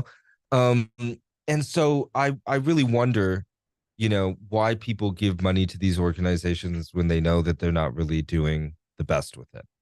So in Seattle, I would say I would compare that to like the King County Regional Homelessness Authority that was given a lot of money from the state, and then they're responsible for distributing that money to other sub providers, which are now all competing with each other for that money.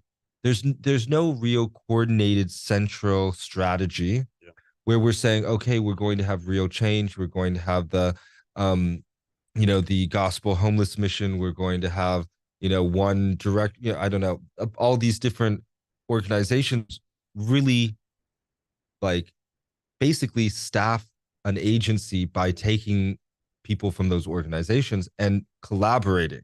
Because I'm in homelessness, I'm in mental health. There is so much competition for funding, for grants, for application, and it's like, and even after that, the money's hard to get and it's hard to keep. And then too, like there's like so many, there's just like veteran nonprofits, so many veteran nonprofits, right? Yeah. And all these nonprofits out there, like, are you really trying to solve something, or you just want a job, or you just want a nonprofit to pay you some money, right? Yeah. Another thing too, like obviously you didn't get paid money, right? But you're a nonprofit. You shouldn't be competing. You shouldn't be saying, "Hey, I'm an executive director. I should get paid the same as executive director at Amazon," right? No, of course not. And I mean, well, I would say that as a whole, nonprofit employees are underpaid based on even their comparable roles in industry, but then minus 20%. Yeah. You know, and I don't think that that's how we should think. Like nonprofits, just like any business, should be sustainable businesses. I mean, it's a business, right? It is. The only thing different is the tax code or whatever. Right? Both the nonprofits, all three of my nonprofits, the one that I work for, CCHCP is a nonprofit. We were my department and our whole organization was profitable this year. 360 was, there's almost 30%, 34% net operating income that we made this year. And then my Circle of Friends for Mental Health, my other nonprofit, we, through grants, we were profitable this year. So it's possible. Now I have had to bring on volunteers and other, work studies and interns to help. But I'm finally gotten to the point where I'm paying staff, right? And paying them above market. Like our minimum hourly rate at 360 is $32.50, all the way up to like 100 an hour. So even though they're not doing as much work, they are getting competitive measured rates with us just doing less work. And like I know, like me and Chandler be kind of critical of nonprofit. We do realize there's a lot of people doing great work for nonprofits. Totally. So a lot of people doing great works, but I mean, we see that. I think the thing is, we have a platform and an opportunity now to call out when there are organizations that could be doing better. And I don't think it's just nonprofits. I think there's a lot of nonprofits out there that are masquerading, or for-profits that are masquerading as nonprofits. I think a lot of incubator and accelerator programs out there. Oh my God, yeah. Right? Like, let's be honest. There's a lot of that I've come across, and I'm sure that you've come across, where, you're like, I wonder where their money's going. You see them they publicize, $10 million from this company, $10 million from this company. Yeah. But you don't see the money coming down to your level. And you're like, okay, what's what's going on? What are we really doing? Yeah. Are you just fundraising to pay your own salaries at the national level or something? Totally. I mean, this is my question. Like, for all the money that Techstars has, for all the money that Plug and Play and Y Combinator have, why aren't they giving more money to their team? Yeah. And why are they taking so much equity? And what's bad to say is like, like Techstars or YC Combinator, I'm making this up, but I think they give like $125 investment for like 7%, right?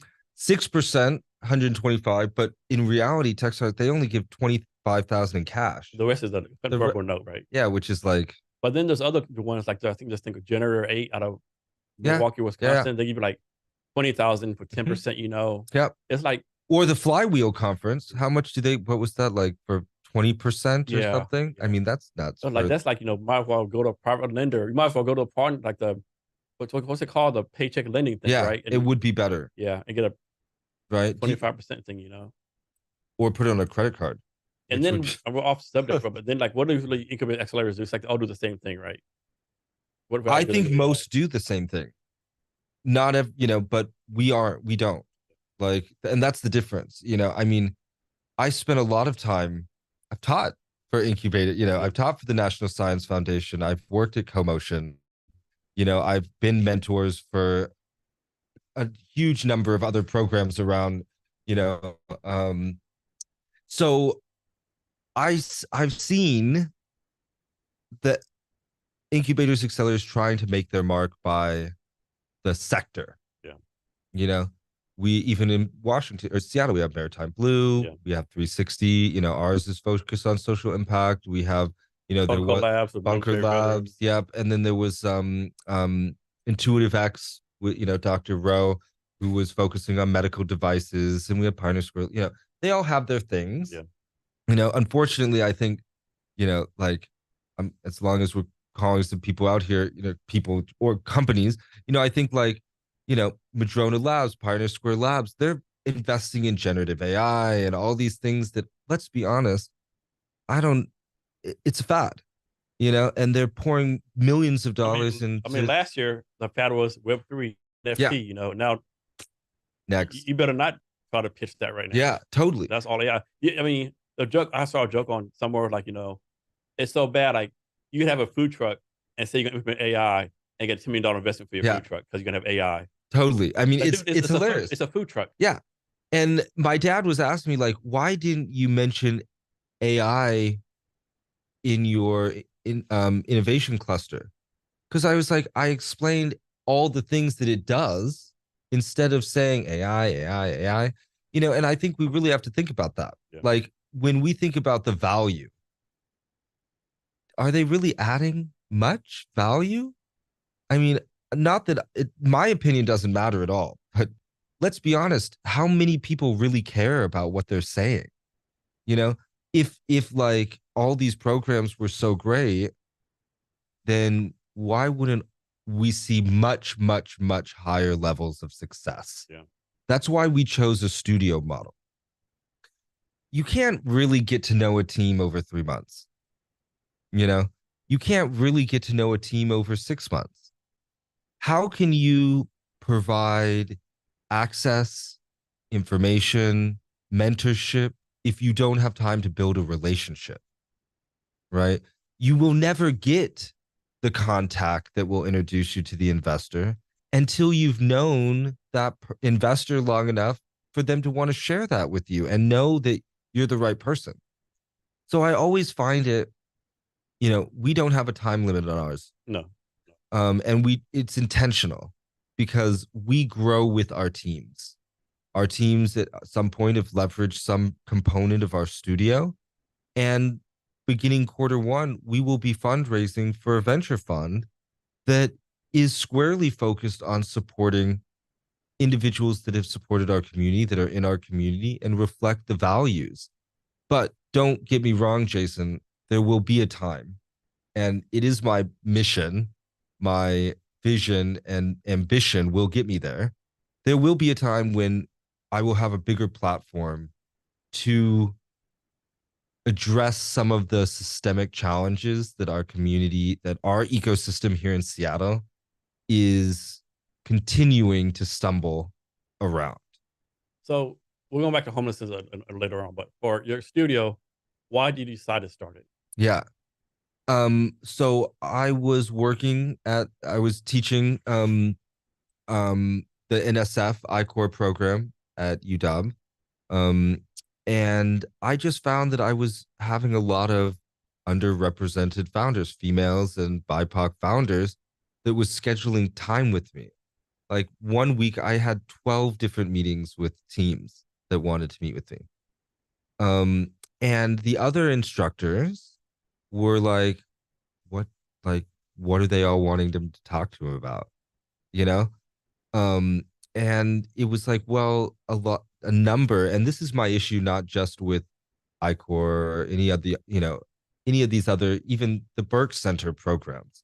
I couldn't count on my hands how many times an investor from the Burke Center programs have made one of my founders cry.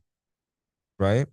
So same thing was happening, like I had an incident in one of the mentors, in one of the groups, feedback groups I was having in I-Core, where this guy kept, like, it was a doctor. I was working with a doctor. They introduced themselves with their title, their, all the things that fellowships, and, and this guy refused to call her by her name and kept shortening it and not even using doctor.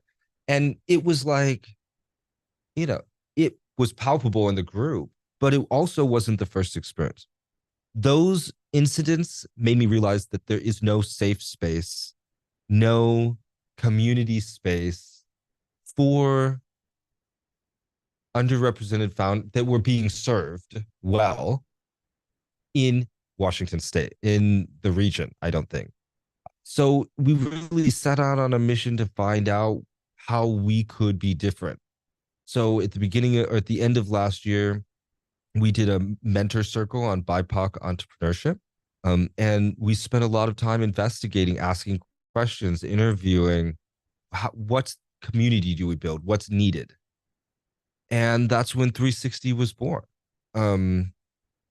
So really out of that need for, like, I don't do any advertising, and we already have over 30 teams, and like we have to scale our capacity, because, like, I had 8 meetings with teams last week. 4 of them are not members yet that want to work with us because of the community that they're hearing we're building. So this question might come out wrong, but what made you delusional enough to think you could pull this off? Yeah. I'm driven. I'm ambitious.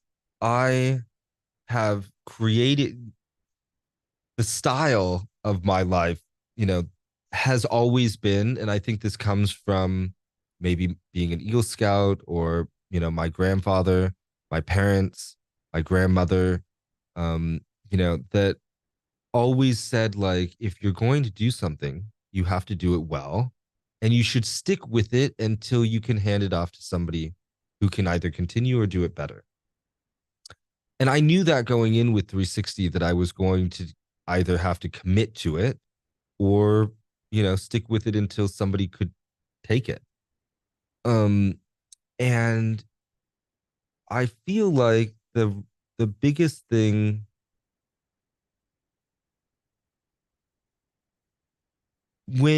so Jillian Musig, she's the managing director at the Masters Fund. Yeah, yeah, no, see. Yeah. Okay. We met almost a year ago today. And we had our first or second meeting together in West Seattle when she challenged me to start a venture fund. And she said, like, there has to be more people like you who are committed to doing the hard work so that your community can benefit. And after the next meeting, she was like, I'll support you, but you have to raise 100 million as your target. And I thought, that's crazy. That's crazy. She said, you'll do it. You're going to do it. So I've spent this year really thinking about why we're doing that.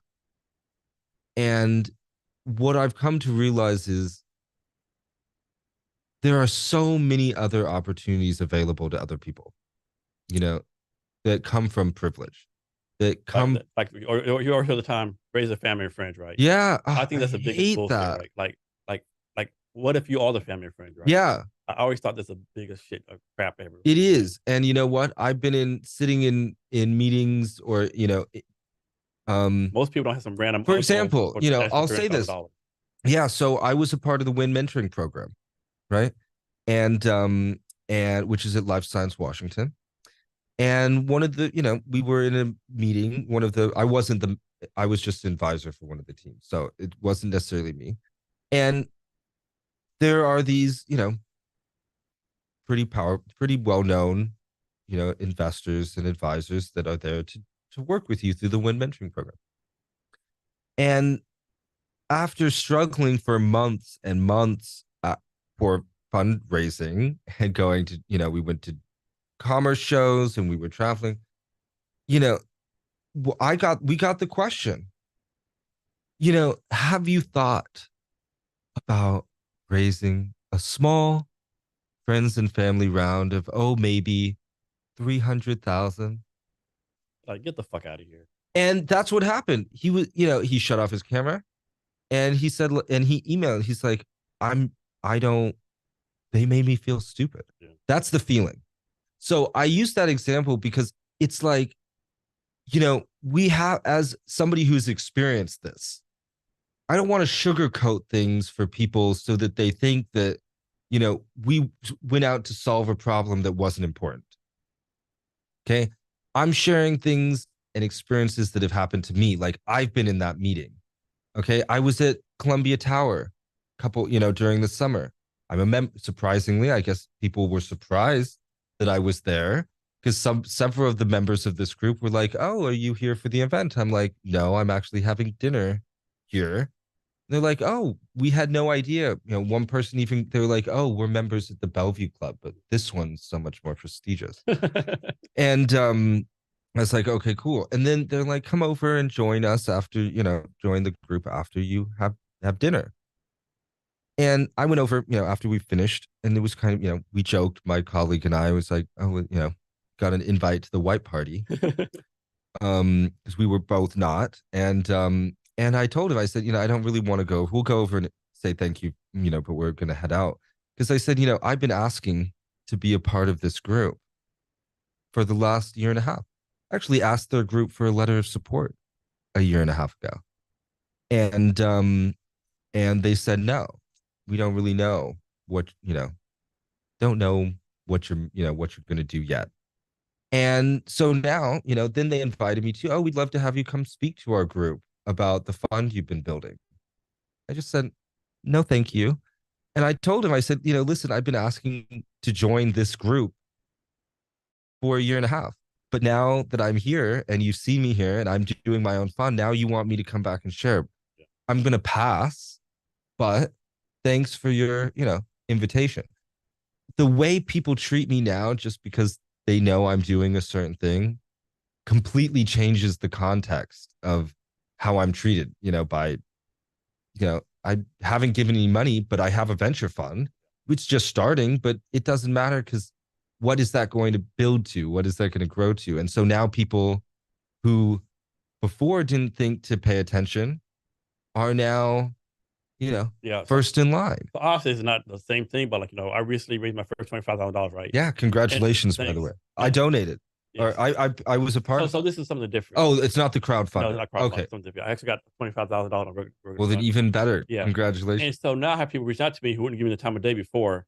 Oh, I heard about your investment. Let's talk, right? I'm gonna think to myself, do I want to be petty and say fuck you, or like be a better person? Like conversate with them. You can say fuck you if you want to, Jason, because like, listen, I was clear about what I wanted to do. I'm sure as you about, we learn, of course, not that we don't learn and our product doesn't get better, but I set out with a intention and a clear commitment to make this space better for our founders, for our community than it was before we started. And because we've been so committed to that, because our team has been so committed to that, there's been no doubt when we, take action, who it's for, right? And I think that's the difference. It's like otherwise they're just values, right? We display the virtues of what we espouse at 360.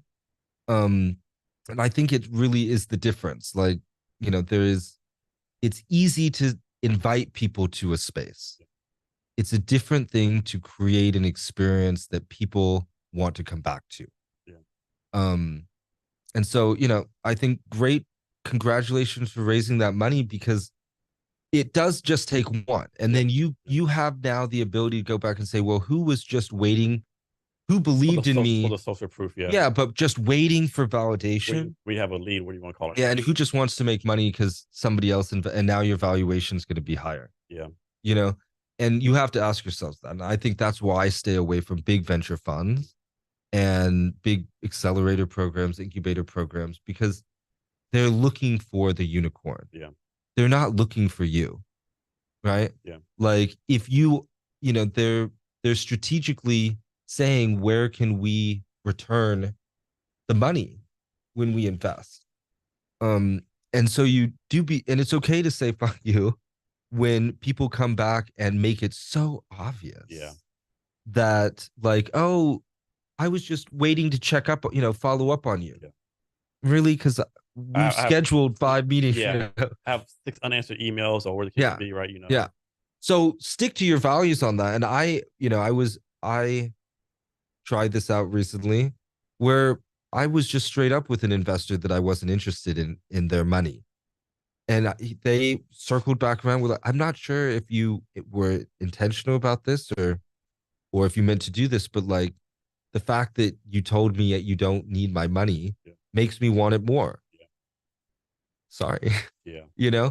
But like not everybody fits that value system, and again, we want to see values translated to virtues for the people that we work with, because that's really the evidence of that culture, is the evidence by the work that we do. Yes. So for your studio, is it only for social companies doing social impact? So you have to align with one or more of the UN goals for sustainable development, but there's 17 of them. So okay. So let me ask you this. This is another simplistic question, right? And I can think of a better example. So it goes away. Mhm. Suppose there's 2 companies come to you, right? One will say it's like pro-gun, right? They think to make a social impact for pro-gun. The other company says they're anti-gun. Both think to make a social impact. And I'm just assuming they line up on the UN goals, right? Mhm. You let them both in. You decide which one gets in. How's that work? Well, every team deserves to be evaluated, and I think it's just because a product is inherently pro-gun, for example, doesn't mean that they can't be social impact. Think about it. Let's say, I'm trying to, okay, let's say Japan, for example, okay? In a society that maybe doesn't have access to guns, pro-gun, maybe, we are advocating or creating technology that democratizes the right to access in places where they should have access, but they don't. Now, in that situation, maybe you would view pro-gun as a social impact, because like they're expanding rights, human rights, versus, anti-gun, where it's about taking away people's rights, right? So again, this is a nuanced issue. I just use that as an example because it really is a case by case. I don't, I've gotten questions about, hey, like, Monday.com, our project management platform is owned by it's an Israeli company. And, I found a couple teams ask me like, are we still going to use Monday? And I asked my dad while I was home, I was like, I was thinking about it, not saying I was going to make a decision, but, I realized that just because there may be some values that don't align, it's not necessarily exclusively my job to determine. I have a team, we have criteria. And if there was a consensus that impact or the defined impact that they want to make doesn't align with our thesis and the way that we want to do business, then we would I go too, even though the Israeli company, do you really know the leader of Monday supports the Israeli government? You know, like you don't know that, right? You don't know. And maybe the CEO of Monday supports what's going on. Maybe the employees don't, right? Yeah, I mean, it's then there's ones on both sides. I've seen it, right? Like I've seen There's two real employees ones. where they're US based, Israeli based, they're and the mix where, they're hashtag, they're talking. I mean, it's that that's expected. You know, there's not one side of any major. I mean, and this especially is an issue that is highly divisive. Yeah. So what's your business model for 360? Yeah. So we because we're a studio, we run we're a nonprofit. So we have our nonprofit board, but we're really an earned revenue. And so we do consult like discounted consulting and fractional support services for teams. We also work for, have different contracts with the state of Washington, Department of Commerce, Pacific Northwest Economic Region, um, for as a solutions provider for different programs in the state. Then we have membership fees, which come from revenue positive teams in our incubator. We have donations, which is probably about 7% of our total overall revenue. Um, and then of course we have traditional, grants, and like longer term funding, as well as angel investment funding from my family. So you said people can stay there as long as they want, right? So let's suppose like those coming there now, these gonna be January 24, right? I'm assuming you have some kind of means to track how people are going, right? Yeah. But suppose it comes like November 2024 and they've made no progress. Matter of fact, they've gone backwards, right? You still let them in, or do you say, hey, Yeah. okay, I mean, let them, we have accelerator programs in our incubator. So like I would say for example, the How to Sell Nothing program, which Joe Paolo, one of our consultants, did for 6 months. That's a program that you are admitted into, right? Or the innocent entrepreneurship program that we have, and we're going to have a Colby, what is it? Innovate with Colby Founders Edition. Mike Lee, formerly at Menlo Labs, and then before that at Home Depot, where he scaled, 4 startups in the Fortune 25. He's doing a program with us this year for up to 10 teams on doing Colby assessments, to really identify their superpowers. So, there are some programs that we have which we admit teams to. However, anybody can be a member of 360 as long as their business aligns with one or more of the UN goals. Now, in the case of having a team that's been around for a year and not really doing anything, we would already know by month 2 or 3, because we have monthly check-in meetings with teams. But though between January and November, we would have hopefully have already connected teams with resources that either would have helped them get there or to make some type of pivot decision. But you can be a member without paying. If it's more about the mission, are you aligned with the values, how we operate, how we do business, how we support each other? And then if you want services from us, you can pay the membership fee. And what's the application process? We're finalizing our new application process right now. I had a lot of the teams that were in the incubator initially were clients of mine, and some still are a number of clients of mine.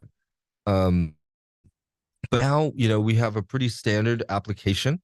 What what is your company? Financial history. What are you building? What's your vision for the world? Team, each kind of category, operational category. It's high level, but then it's supplemented by interviews, right? So my team maybe my chief of staff will meet them, then I will meet them, and then we will determine, whether or not we want to support. I envision that with our cluster, we will probably expand membership beyond what we are doing with just like the one-on-one interactions with teams. Now, how many people are in it right now? How many companies? So there's about 30 companies. I have 94 people that are registered in my project management system. And that was last updated in October. And I would imagine that we have 2 more teams and a bunch more collaborators as a part of the cluster that, like I said, 9 more letters of commitment already. So, I'd say it's easily 100 plus people. So what's the max number you can support realistically? We're scaling to support global operations. I mean, our venture fund will, you know, I'm taking a humble salary in order to promote and, to fully staff. Like ideally we'll have 8 full-time staff, when we're at full operational capacity. And you provide the founders like an office space to work out of? Yep. Okay. And you say you only do monthly check-ins? You could be monthly, it could be quarterly. We don't want to be burdensome on teams. So I was gonna ask, like, why monthly versus, I know some people do weekly, some daily. Like, why monthly? A lot of founders asked for more frequent interactions. So they were like, we want to meet monthly and check in on, a lot could happen in a month. And the monthly check-ins, are they in person? Yeah, no, they're on Zoom. Okay. So my team is online. And we actually have a standard process that we go through with. So since in Zoom, you have like companies across the world taking part in this? Okay. I do. We have a team in Germany. We have a team in Brazil. I have a team in Mexico, Italy. So it teams all the place. I'm presuming Australia now. With teams everywhere. I'm assuming you run this off Seattle time. Yep. Okay. Well, I mean, I was up at 5 a.m. on Wednesday talking to partners in Dubai. I was on at 9:30 last night talking to partners in India. So like it's really me that like our team works globally. On Tuesday Friday our meeting, my colleagues, my venture partner, she's in the UK right now. So like we just have to make it work. Yeah. So let's fast forward to December 2024, right? What has to happen during the year of 2024 before you say you met your success metrics, or this has been a successful year? It's already been 2023 was a successful year. 2024 will be successful when we launch the venture fund, and launch our second, like our post-piloted version of all the programs that we developed last year. We're seeing huge growth in our partnerships and collaborations. For example, the University of Washington Startup Lab, their startup iSchool, we're going to be doing some branded workshops with them next year. We signed, like a letter of commitment from CSIRO, which is Australia's National Science Agency, with Life Sciences Queensland, with a number of organizations that are really focused on building collaboration. Swinburne University of Technology, Monash University. We're really looking at globally scaling the opportunity for underrepresented founders, innovators, entrepreneurs, whatever the path. I mean, my pathway was not, I'm in healthcare now, but my pathway to that was via political science and economics, right? So I think we have to look at human potential as boundless, right?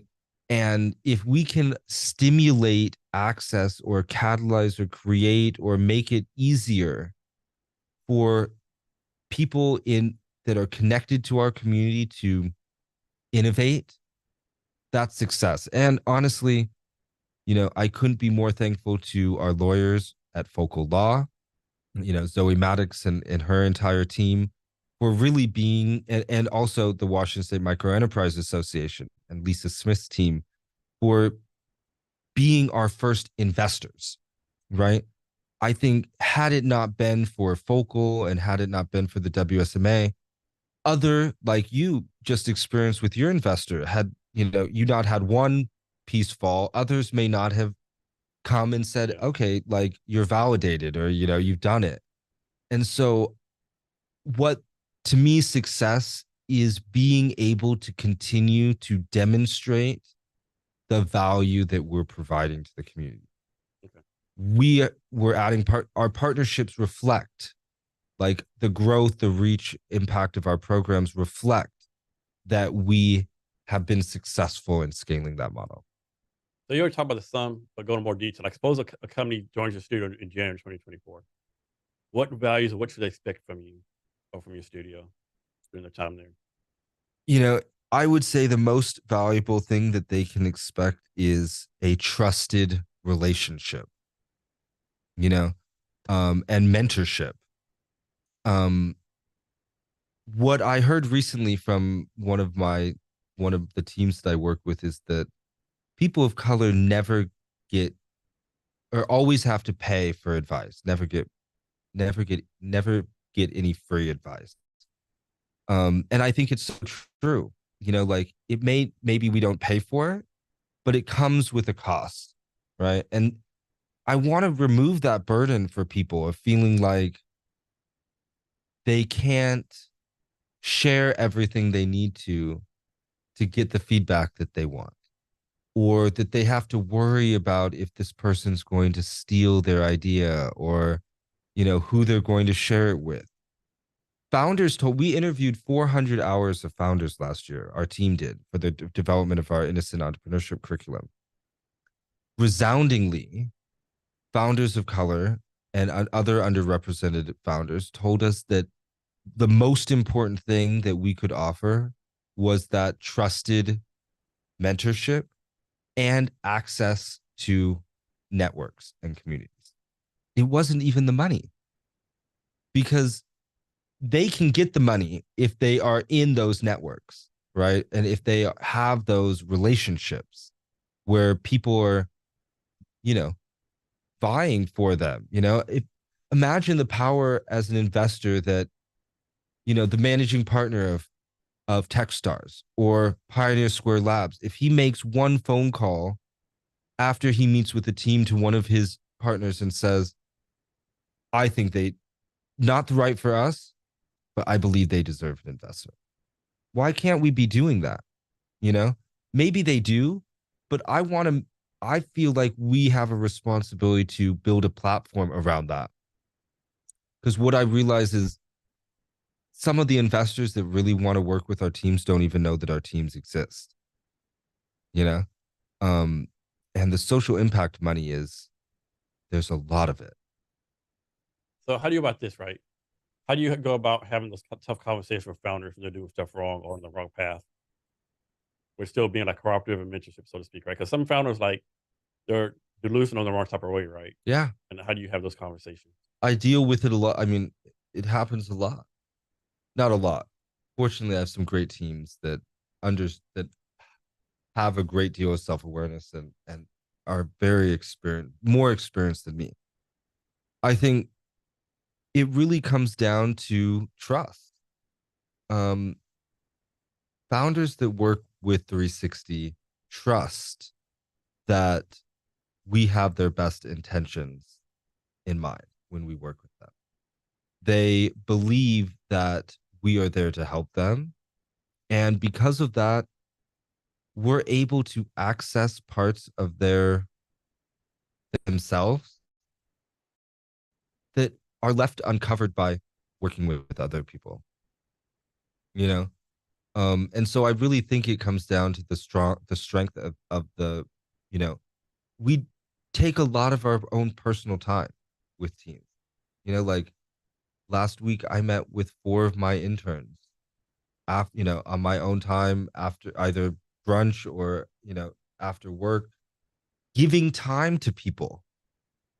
They didn't, it's not like they needed anything. They just wanted time to talk about where they're going in their lives. As a founder, I'm extremely lonely oftentimes, because not only am I a founder, but I am also the leader of a group of other founders. And so even my own colleagues now are still like I own parts of their companies. You know, so like who do I really talk to when I have an issue with about them?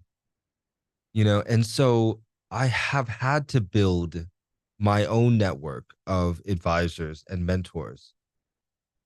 I'm not going to them asking for money. I'm going to them asking them, how can I make this thing better? Like, what am I missing? What do I need? What, you know, who can you share with me?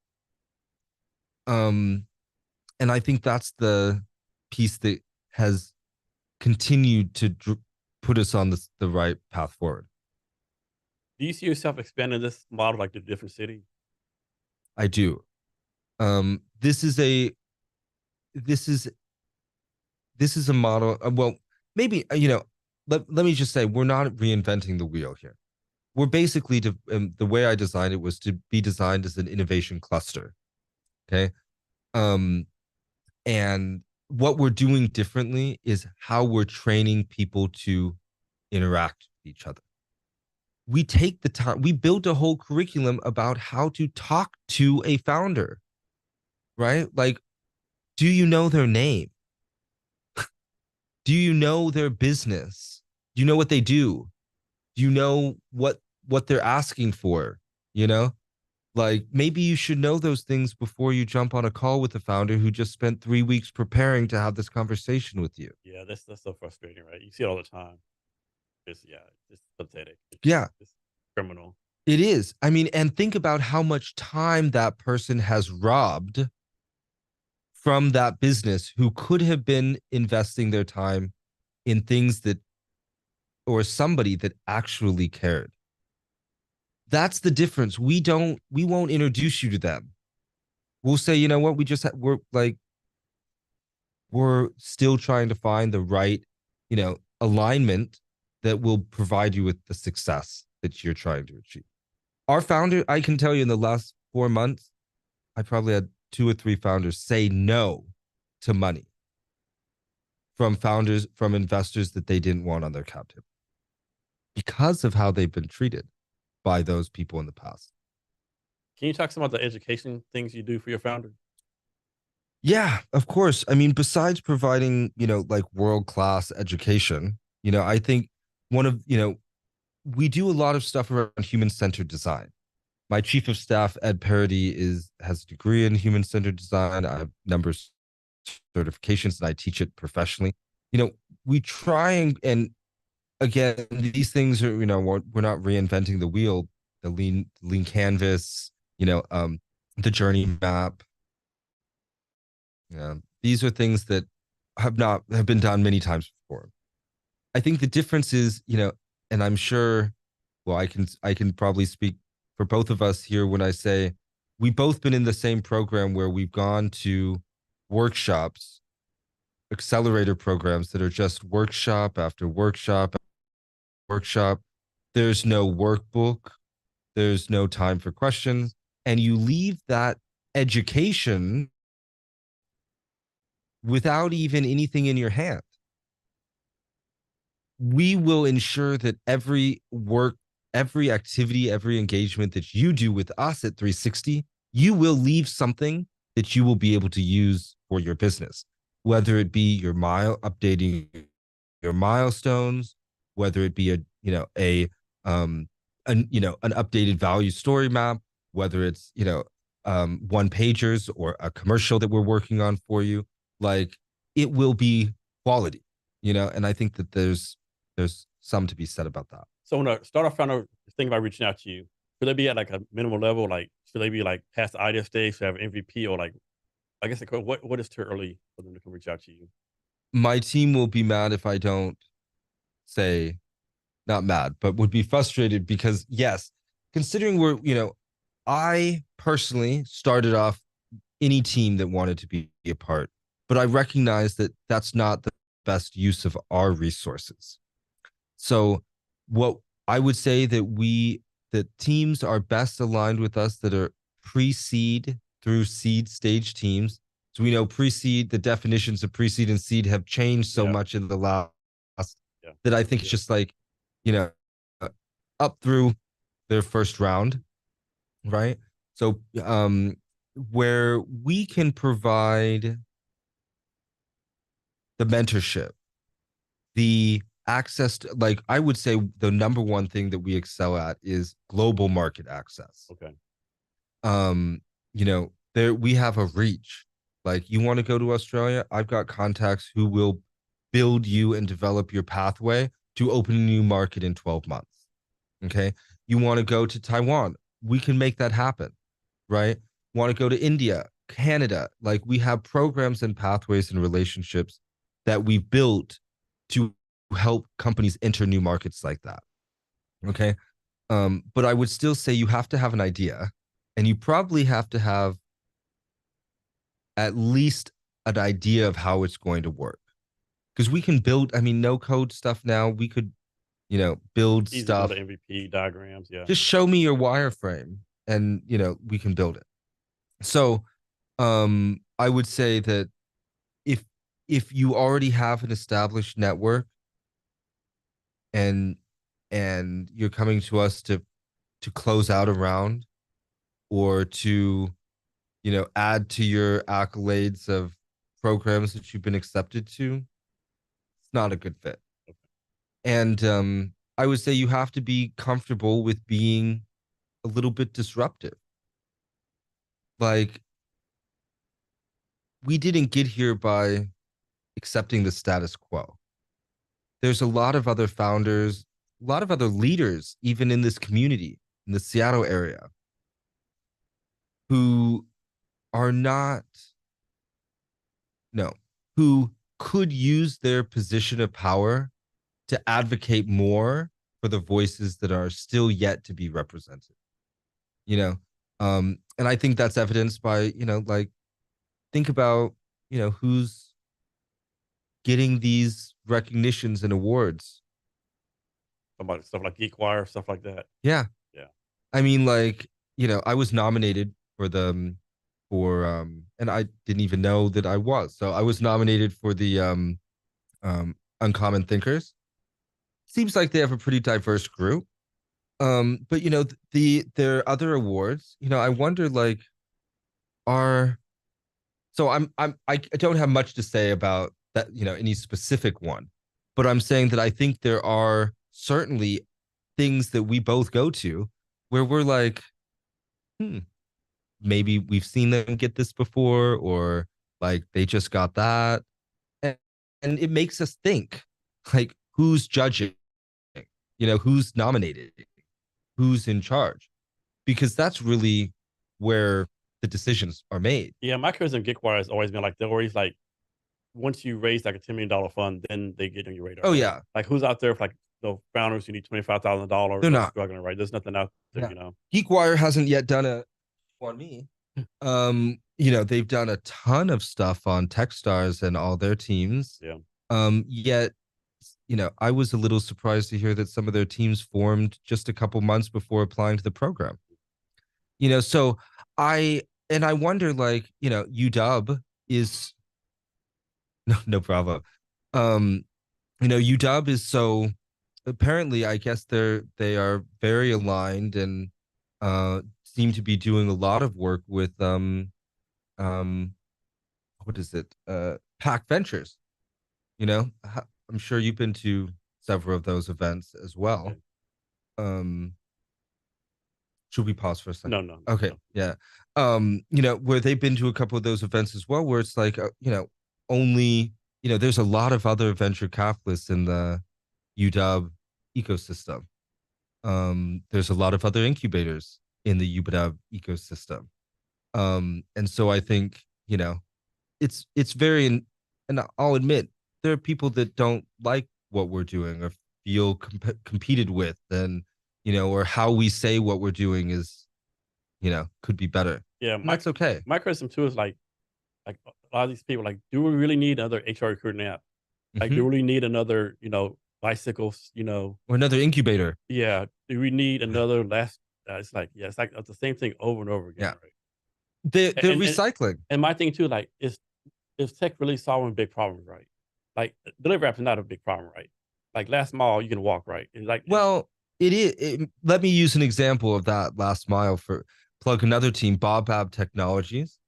They're a team that we've been working with who developed a DAI, what is it, decentralized address infrastructure, where they are solving or trying to solve. They just got a big contract with the city of Nairobi, through Department of Commerce. So they were down there on a STEP grant. We connected them with to try and address the last mile issue of delivering things to the continent of Africa, right? So like I tried to ship that's different. yeah, That's a little but different. in the US, maybe somebody would say DAI is not necessary. But that's why it's so important we take a global perspective at 360, because I've been told a lot of time, oh, that's not valuable here. Like, what are you, RealWare? Why do we need remote assistance in the US? We've got Zoom, we've got all these other things. Well, the only thing that they wanted to talk about when I went to Australia was remote assistance. So, it really is about being open to not settling for thinking, is this good enough here or there?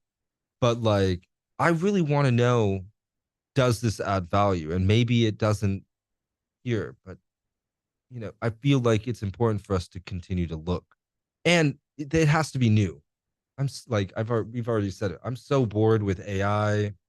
I'm bored with like generative, all these crypto. I'm bored with blockchain. I'm bored with NFTs.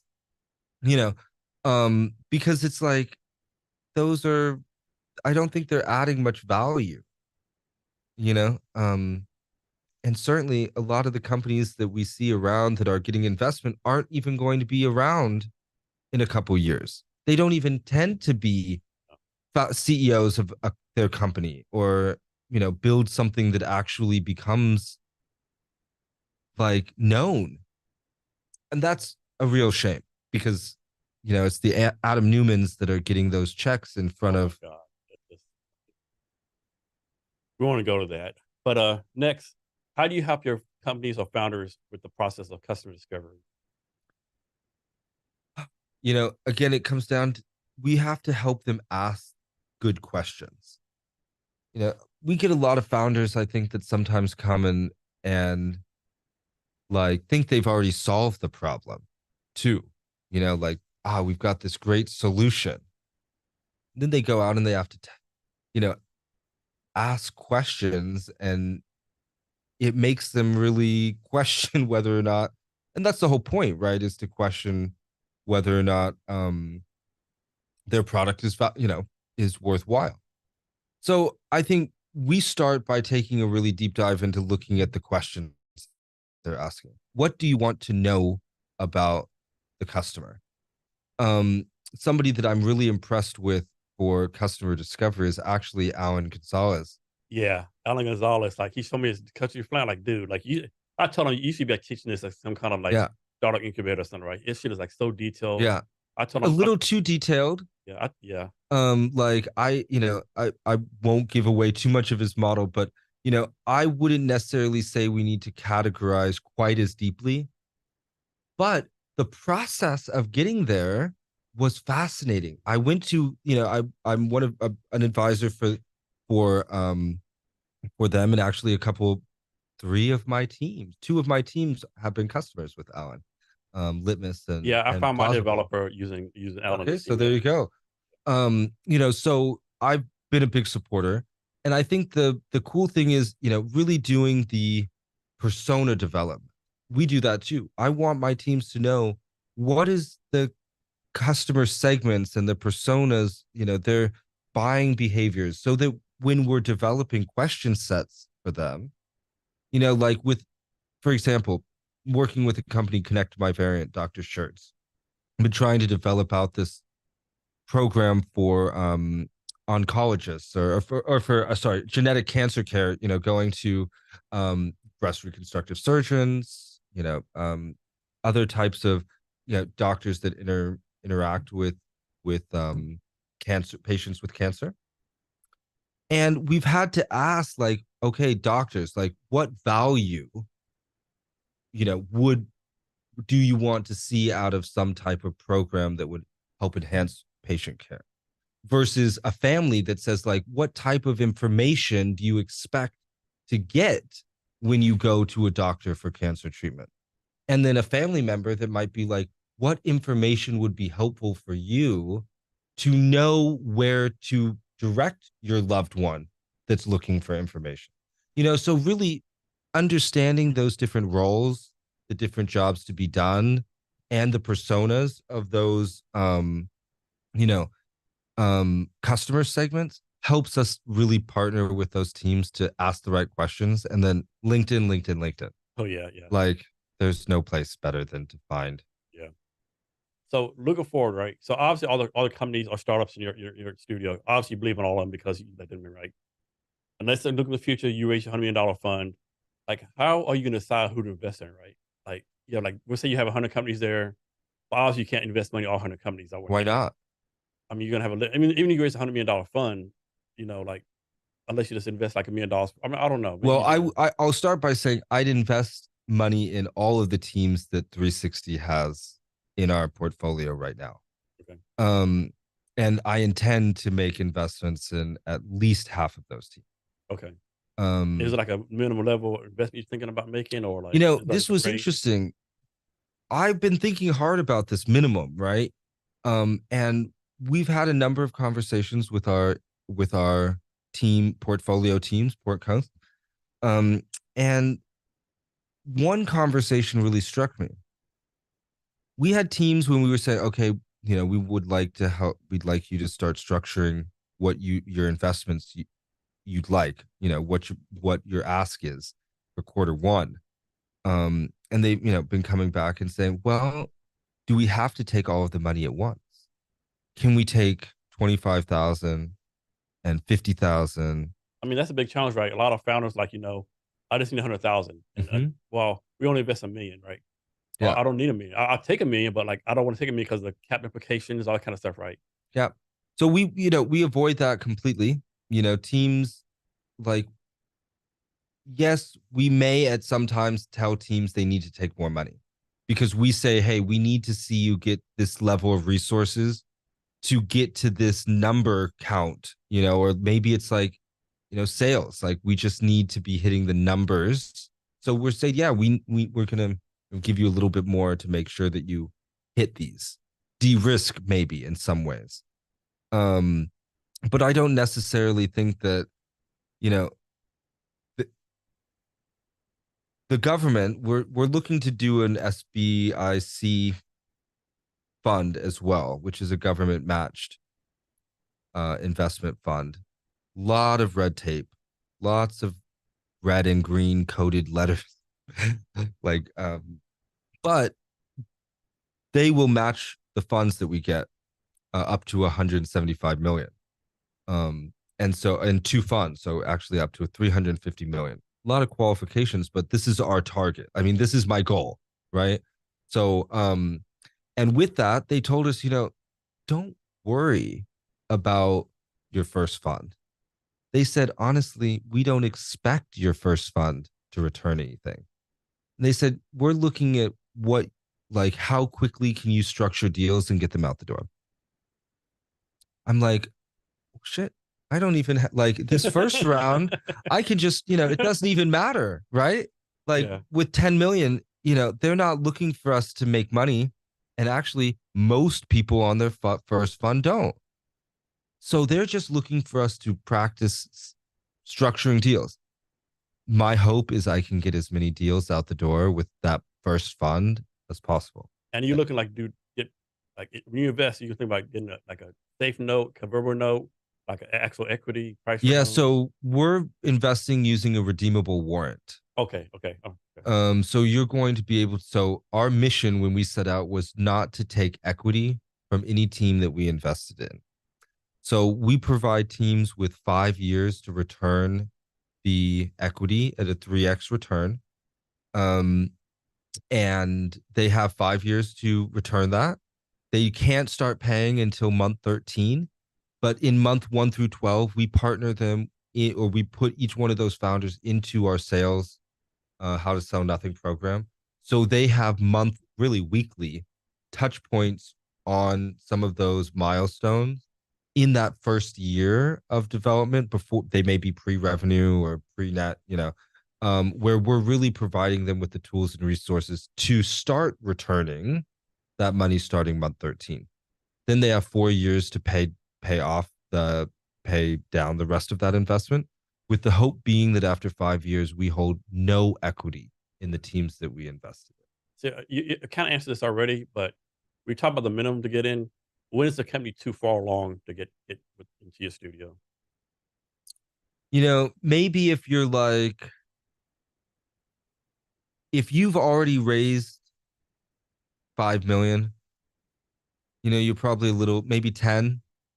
Again, these things are changing. Like maybe somebody doesn't want to be a part of 360 because of the money. And most didn't. Remember, we started by just being an incubator. We didn't have money. Now we're getting people that want to invest in them, but we didn't start like that.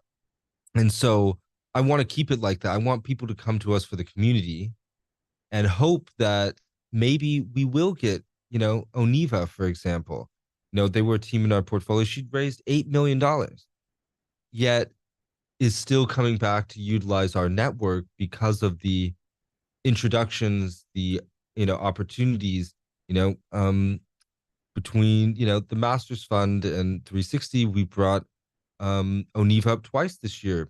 She headlined our showcase at the at Startup Hall or at Founders Hall for Seattle Startup Week, and then brought her up for the Women in Business Awards that presented by Microsoft. These are ways that we also support teams. We didn't make an investment, but we've paid for 2 round trip tickets up and airfare and housing to come up for an award and pay for, her to be at that event. Right. So like and she's raised $8 million, so I think there's plenty of space for people to be in 360. If you're looking for us to support you, you should have a product or, you should have a MVP or a product that you're looking to launch or introduce into a market, and that you also need, other pieces of your business that you may not have yet. So that's why we have a studio, fractional CTO, project managers, analysts, So founders, they need to be good storytellers, right? However, most founders are natural at this. How do you help people become great storytellers? Well, I'm excited about a partnership that we just formed in the last month or so with Creator Source Studios. Creator Source Studios is a BIPOC content creation lab that's actually going to be moving into our downtown location as partners with us, because we really recognize the need to help founders be better storytellers. We, again, going back at 360, we do a lot of human-centered design. So I make teams do persona development. I make them create user story maps, which is different than the journey map, which is like focused on jobs to be done. And this is more about what story do you tell at which phase of the customer journey to support the achievement of the jobs to be done. So when you're first listening to somebody, you're asking questions. Tell me, how difficult has it been this year for you having to be on Zoom, right? Like there's a lot of features there that we've heard people really don't like. There's some that really stick out to you, and trying to empathize and sympathize. Once we've done that, we can move on. We can play a different role, and helping founders really understand when to take what role. You don't need a problem solver when somebody's trying to vent about, like you don't need a partner yet if they don't know yet what the product is, right? These are ways that we help them, not only through sales, through some of those, one-on-ones, but the variety of service providers that we have enhance our ability. Because like I'm not a great storyteller, but there's plenty of us, there's plenty of our partners that really specialize in that. So from your point of view, what are some characteristics that founders need to have to be successful? Resilience, thick skin. Um, they need to be fearless and relentless. You know, that's one thing that I think has gotten me where I am today, especially this last year. I am like relentless in my pursuit and mission to achieve the things that I've set out for our community. And like, I couldn't imagine how I could get here if I didn't have that same relentless determination to get to see this happen. I think that's why founders don't get what they want. It's it's of course I have privilege, but I still have to go out there and make it happen. It's one thing to dream, but it's a different thing to build your dream and to be able to have that dream be other people's. So Chandler, how do you take care of yourself both physically and mentally? I have really, really great close friends that and an incredible family and partner that give me enough of what I need to, well, and not just people that are with me today. You know, um, I think there's a lot of people that aren't with me today that also are cheering for my, the success, our success. Um, um, and that work ethic, I think that I get from my family, you know, um, helps me realize that even though, yeah, I'm probably burnt out, a little bit sometimes. Who isn't when they're building a business? My sense of loyalty to my job, my full-time job, the fact that I'm still there 40 hours a week and also doing other things. There's certainly some mental health. It's not great all the time, but like great leaders have to sacrifice things on behalf of the people that they serve. And my sacrifice is sometimes my mental health. Um, it's never been, I'm blessed to never have let that, like I'm the happiest 99.5% of the time. I wake up every morning and I'm just so darn excited to get to work that like I just get right out of bed. Like I fight myself to go to sleep at night. I'm like, I can do one more thing. But I'm getting better at recognizing that I need one full day of rest a week. And then what are some of your hobbies? What do you like to do for fun? I like to work. I love to travel. I've flown over 140,000 miles this year. About to go to um, um, Doha and Abu Dhabi and Dubai here for a big investor conference and closing a partnership with the seed group. Then my coming back Christmas, and then I'm off somewhere sunny with my husband for one final trip of the year. So like this is really how my way I recharge my batteries by traveling. And that's like also just so many other opportunities that I get, worlds I get to see by traveling. So your studio's in a lot of countries. What's a country you're not in yet that you want to go into?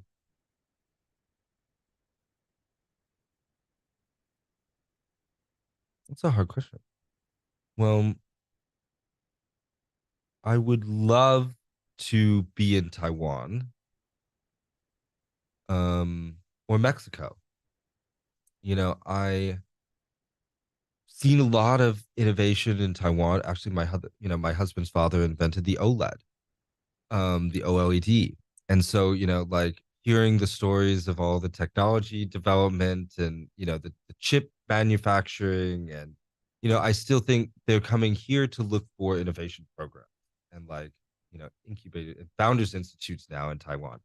So like I think there is a genuine interest and excitement around the world of innovation in Taiwan, and I think the culture, you know, I have an affinity for Taiwan and the people of Taiwan.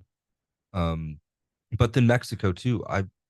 This last time I was down in Mexico, I see so much opportunity. Opportunity for organizations to come in and provide pathways for the improvement of entire cultures. So I think those are two places. I think culturally they'd also are a little bit easier for Americans to get into. I speak enough Spanish that probably in a year I'd be fluent enough that it could be, you know, another useful thing. What's the country you traveled to that you had a really good time at? But most Americans like you had a good time there. Like that's not possible, right? If that makes any sense. Well, the East Coast is a place that I go to when I just feel like I don't have any fun. Mhm. Um, like I'm not a big New York fan, not a big just that whole, it's just a lot of tall buildings Yeah. and people that are just rushing by. I love Sweden. I think my favorite country in the world. I've been there about 6 or 7 times. Um, Berlin is another place that I just, Yeah, Berlin's a great city. yeah, places that I maybe had less of a great experience, like France, France. pass. Um, I mean, I think it was probably just the way they treat Americans. Like, yeah, I know I don't speak French. Yes, I'm not saying pain au chocolat correctly, you know. But I just felt like of all places, they made me feel the least welcome as an American. Um, but it's not like I wouldn't go. But I mean, they also arguably have the most incredible art collection in the world, Yeah, and the like Louvre Museum is just outstanding. you I know, love it what's there. but like maybe places where I had the worst experience as a tourist. Yeah, yeah, that's Sorry about that. It's maybe it's Parisians in specific, but so. What's your goal for yourself moving forward? Like, what do you see? What's success for you moving forward? I came I I believe that the highest form of what I could do in life is to be of service to other people. And what that looks like for me and why this year really why I set out on doing the fund and starting the incubator was because like for me, I want to have my own I do have my own business now, but I want to get to the point where I can take other people's money and find ways, orchestrate, connect people to create the most impact, but also bring the generational wealth to the communities that have not had that. And that's what I want for myself. I'm doing this because I believe that there's a different way to do business.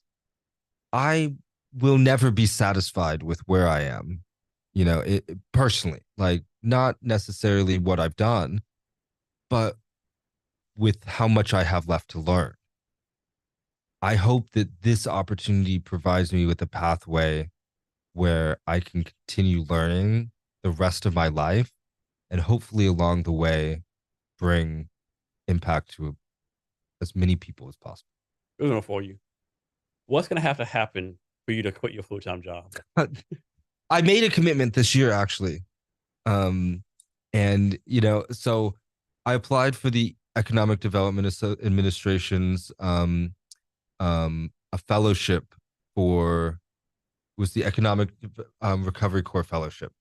$230,000 fellowship with a $25,000 travel stipend over 30 months. And I told myself if I got the fellowship, I would, for 30 months, I would focus on circle or on 360. Now, as it turns out, Washington was one of only 3 states that did not get selected as a host site.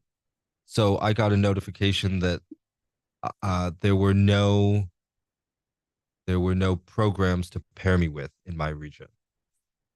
So unfortunately, I did not end up getting a fellowship. I was waitlisted. And so I'm still working in that role.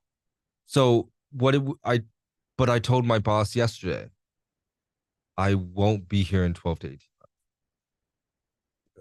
And I told it, and we talked very squarely about a transition plan.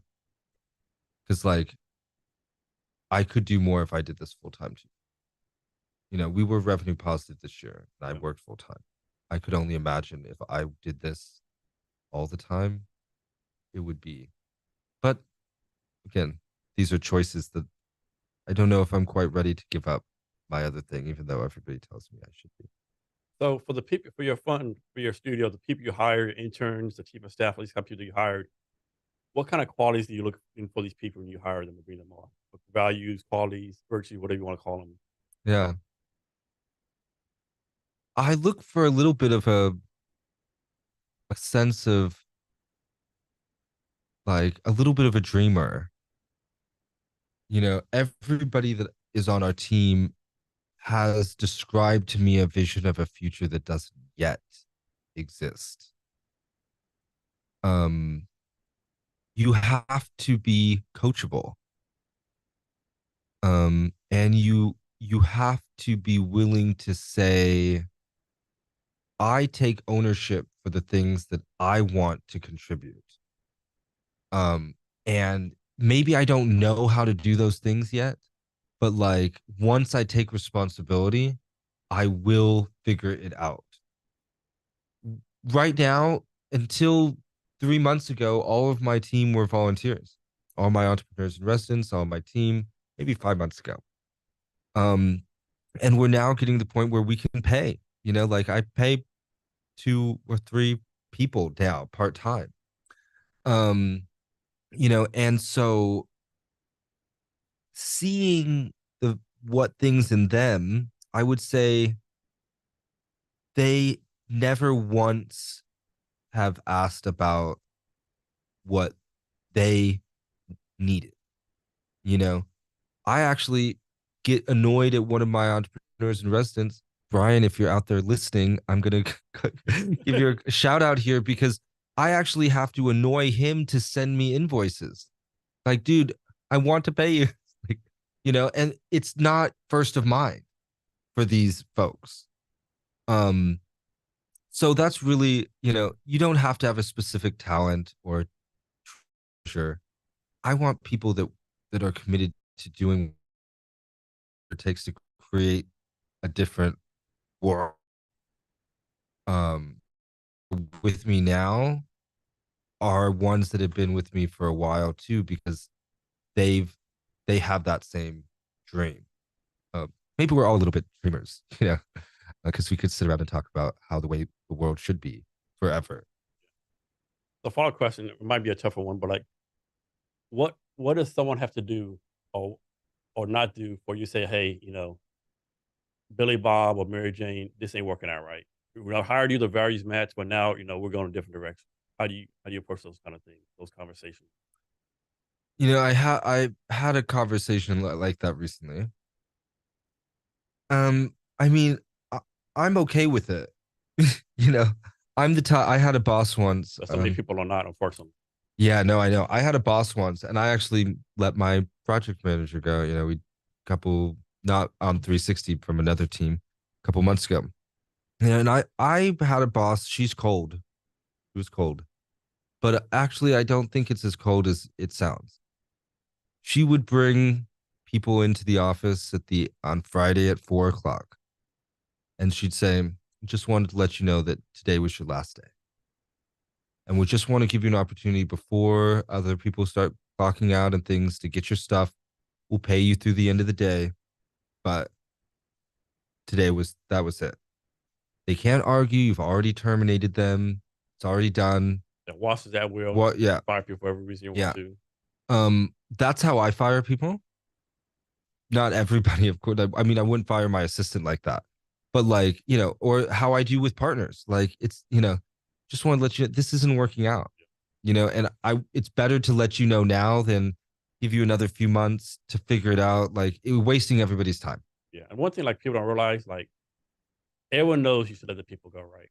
Like everyone like, man, Jason's been messed up for 2 months. Chandler got rid of what's going on, right?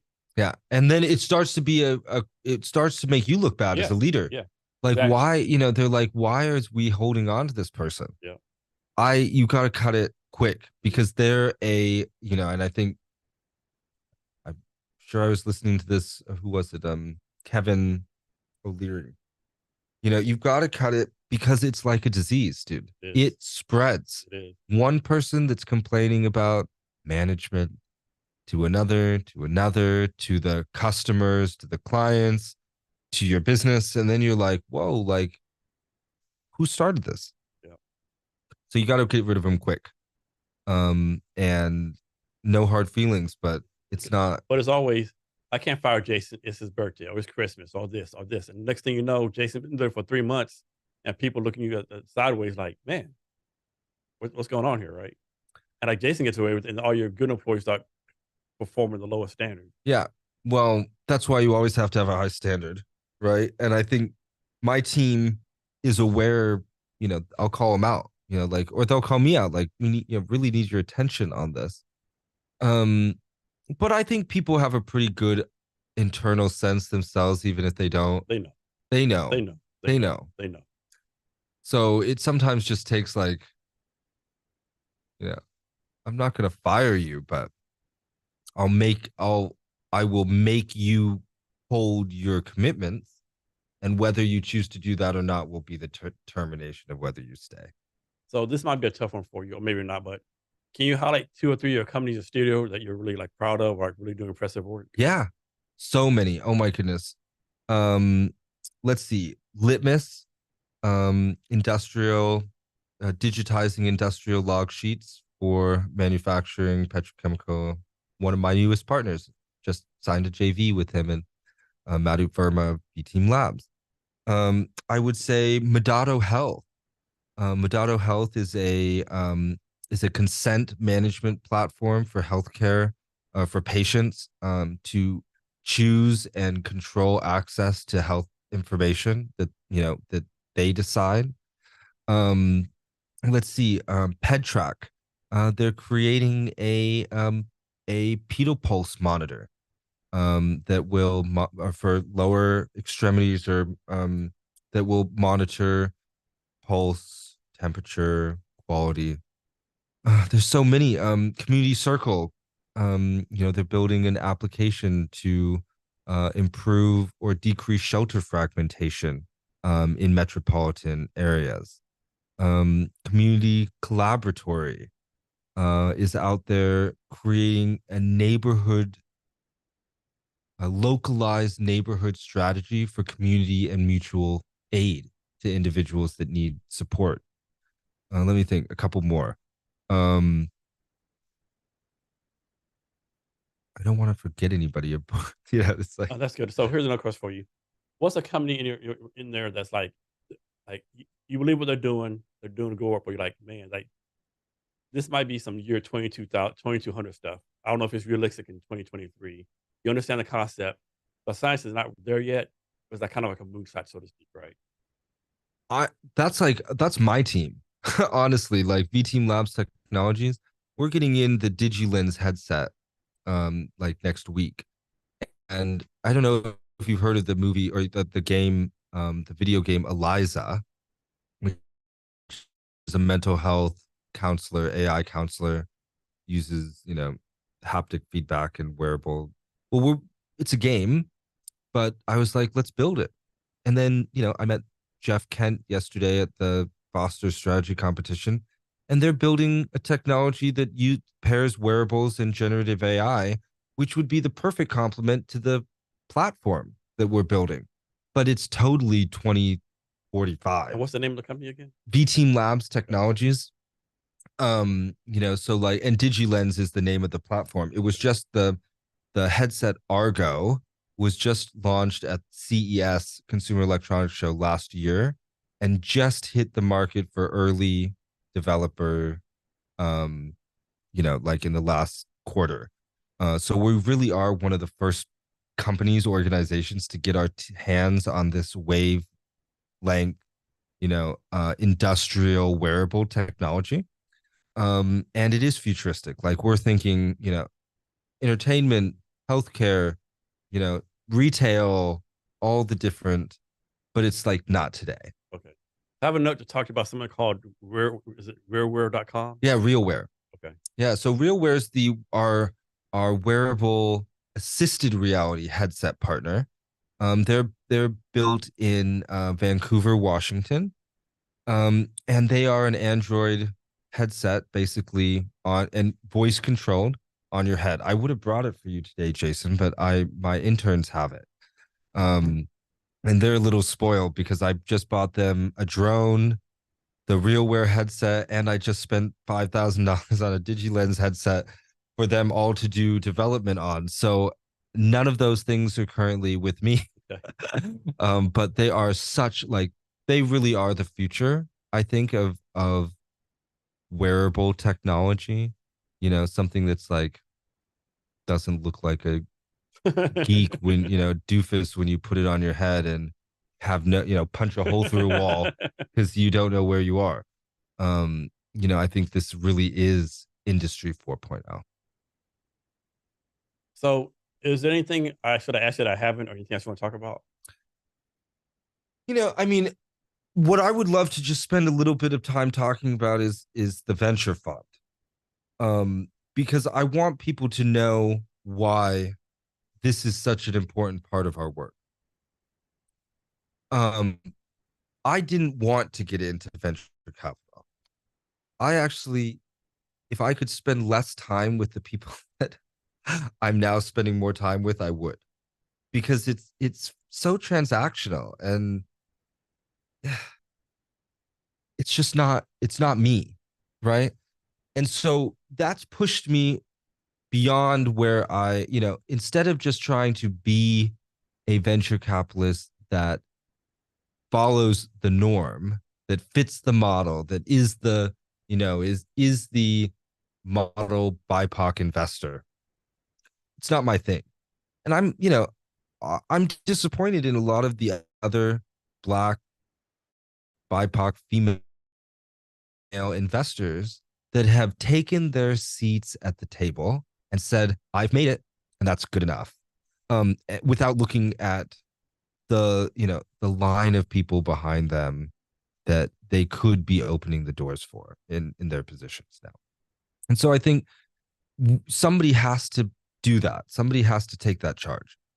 We're doing this because we recognize that somebody has to be the first one to invest in the founders that we do.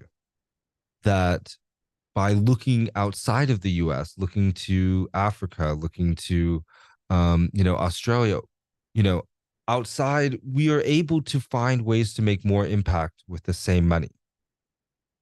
We will do something completely different. And I encourage people to underestimate the work that we're doing, right? Because the best way, the best payback is massive success. And if you've known me for a little bit, Jason, but I can tell you I'm committing and will not stop until our fund and our ventures are massive success. And so that's really like, just want to make sure people know we're doing it because who else? If not us, then who? And we're not stopping until it's an outrageous success. So when raising a venture fund, are there any rules or regulation laws that say, like, supposedly, based on political stuff, like you can't raise from Qatar, you can't raise from Saudi Arabia, you can't raise money from different locations, or are you can just raise whenever you want to? Our venture fund, of course, is under the same regulation, SEC regulations and reporting and requirements and taxation, all those things. But I don't necessarily, we've made it very difficult for our LPs or kept our LPs as far away from decision making as possible. Pretty much no input into how the fund is run. So I really don't care who gives us money because we're going to take that money and we are going to stay committed to the roadmap that we have for impact. And yeah, if Putin wants to give us $100 million, and say to make himself feel better, it doesn't matter because we're going to take that 100 million and we're going to amplify. Yeah, that kills me. People say I'm not going to take money because the values don't lie. Yeah, but think what you can do with that money. It's true. I mean, not taking it hurts more people than taking it. At least that's how I like.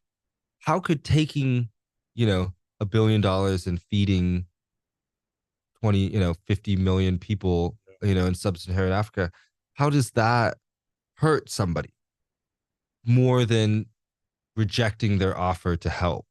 Yeah. And what's do you have a name for your fund? Yeah, it's called Enough Ventures. Okay, Enough Ventures. Okay. That's really because, and I'll again credit this to Amika.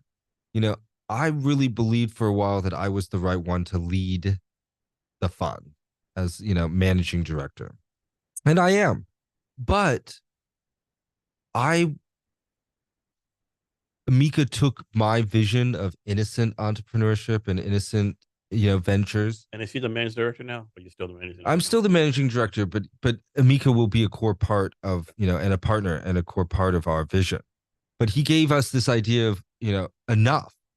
Like, we are enough. We've had enough. What we're having to put up with, it's enough. Right. And so spent enough time doing things the way they didn't work, and we're going to change. So this idea, I feel, really moved our vision forward and gave us not just a mission or a vision, but a platform to be able to say, it's enough. Like, we're doing it differently from today on. And, admittedly, some of the partners that I've had along with me wanted to do something different, but do it the same way. Yeah. Yeah. I know what you mean. Right. And well, they're no longer partners because, it's not anything against them, but their vision, their clarity, their intention was not clear enough or strong enough to really materialize. And that's not everybody's made or capable of doing that. And have you already started raising the fund? Not officially yet, because we have to close, yes, we've been talking to and courting a number of investors and institutions. But we can't officially solicit until we have a SEC registered fund. So haven't been distributing any, letters, haven't been talking about our capital commitments or, asking for any commitments yet either. Other than here's our vision, here's our thesis, and here's some of the first teams that we want to invest in. So how are you gonna deal with this? Like, when people find out you have this fund, you probably get you already get a lot of emails now already. You probably get double the amount, right? Let me phrase that. How do you want founders to reach out to you to get investment? Is it going to be only for your studio, only investment? Can people from, we'll say Kenya? Yeah, they are. They do. So, actually, I would say reach out. Like, we've built a team that has the capacity to meet founders all over the world. We're across time zones, we're across states, we're varied by experience, veterans, civilians, we've got them all, right? And so I want to empower my entrepreneurs in residence, our team members, other teams, to have conversations with people that we work with already. Eddie has had conversations with some people in our teams. Leanne, from Plausible, has talked to some teams before they've worked with us. And we want them to have a conversation with somebody that's in our community and see if what we do, what our vision is, what our mission is, aligns with yours. Maybe we give you resources, maybe we don't, but as a community, we're stronger together. Right? So maybe it's just a name on a list. You're a part of, you commit to these organizational commitments. But, 9 names isn't quite as good as 10. right? And like we're there to meet people where they are. And people should feel comfortable coming to us no matter where they are. They're not ready, we'll find somebody that helps you. They're too far, we'll find somebody that does that. Right? So back to the I think it's called the 17 UN. Yeah, the 17 goals. UN goals for sustainable development. All those like have they been the same for like decades? Do they change every year? Or No, I think they've stayed the same. This okay, is a pretty long term mission strategy that maybe they've changed the impact metrics, but they haven't changed the goals.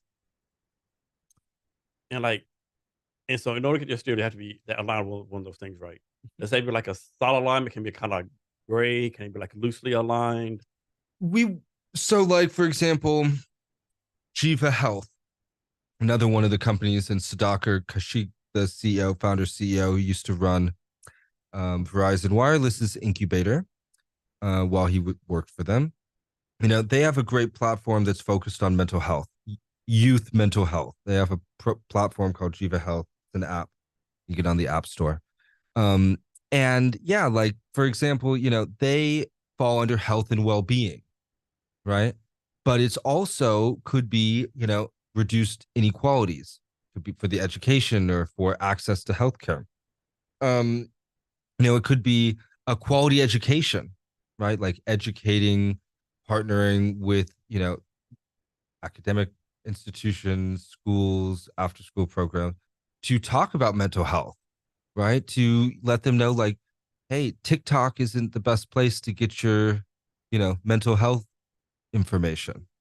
You know, so I think we help them find those sub metrics, but maybe, you know, I wouldn't necessarily say we're going to, you know, like, I don't know if a bullet bourbon would be the best fit for our, Yeah. like, I'm not sure what impact metric that would have. Maybe, you know, but I'm open, you know, we could be convinced You too. will let them convince you. As long as the story's there. Okay. So do you have like a personal assistant or executive assistant? I do a few between my different teams. Okay. I have a full-time project manager and coordinator for my consulting role. I have a chief of staff and like a project manager, two project managers at 360 who are part-time, then like five other part-time entrepreneurs in resident. Um, and yeah, and then we have like between Madup and I, we share some shared operational infrastructure with um, global operations with some of his teams. So we have 6 months ago, I would have told you I was doing a lot of this myself. So you're talking about somebody. Can you talk about how like you like manage your interns, like how you make sure your interns get value from working with you? Oh yeah, I've been working at UW for 7 years now doing student programs, and I built it by working with the organizations and companies that we support and partner with, having them come up with job descriptions of things that they would like for students to do. I post those on Expo, UW Expo, where it's service learning. We have a very defined objective. So weekly meetings plus, one weekly reflection due Sunday night at 5 every week. Regardless of the program that you're in, they have to do their reflection. And we've just built a program that now students can register. We do orientations week 1. And every single week for 10 weeks, they go through our programs and meet with the leads from this, either founders or the leads from the companies that they're partnering with. And then they write a weekly reflection for me. And I've now put through over 700 students, over 650 students in the last 7 years through our programs. Just in the last 2 years, we had 4,700 hours of community experiential learning that our students did with us. Um, the meaning comes from letting them determine where what they're interested in exploring and empowering them with the tools, time, the space to have conversations about that and then to practice it in the real world. So how long have you lived in Seattle? Since 2010. So Seattle has a lot of neighborhoods. Do you have a favorite neighborhood in Seattle? Ooh, I love Ballard. Seattle, yeah. Um, Especially like Ballard Ave, where all the food it's just good. I like Capitol Hill. It's nightlife. Um, I do like the Roosevelt neighborhood. I think it's kind of, Where's that at? just north of U District. Okay. Um, Oh, the train. The yeah, link road goes. Okay, yeah. yeah, because it's like there's a bunch of new little restaurants and things around there, and the light rail stations there. Um, so yeah, those are nice. Yeah. So, what's something about you that here's a question for you. What's something that you've done that you're proud of that most people don't know about, professionally or personally? Yeah. Well, um, maybe something personally that people don't know is like I was born with club feet. And so when I was born, doctors told my parents that they'd never thought I would walk.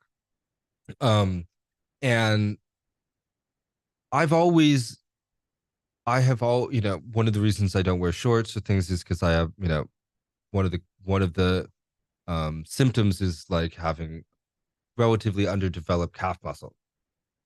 Um, but I never really let that stop me from doing the things that I wanted to. So one of those things was being a tennis player.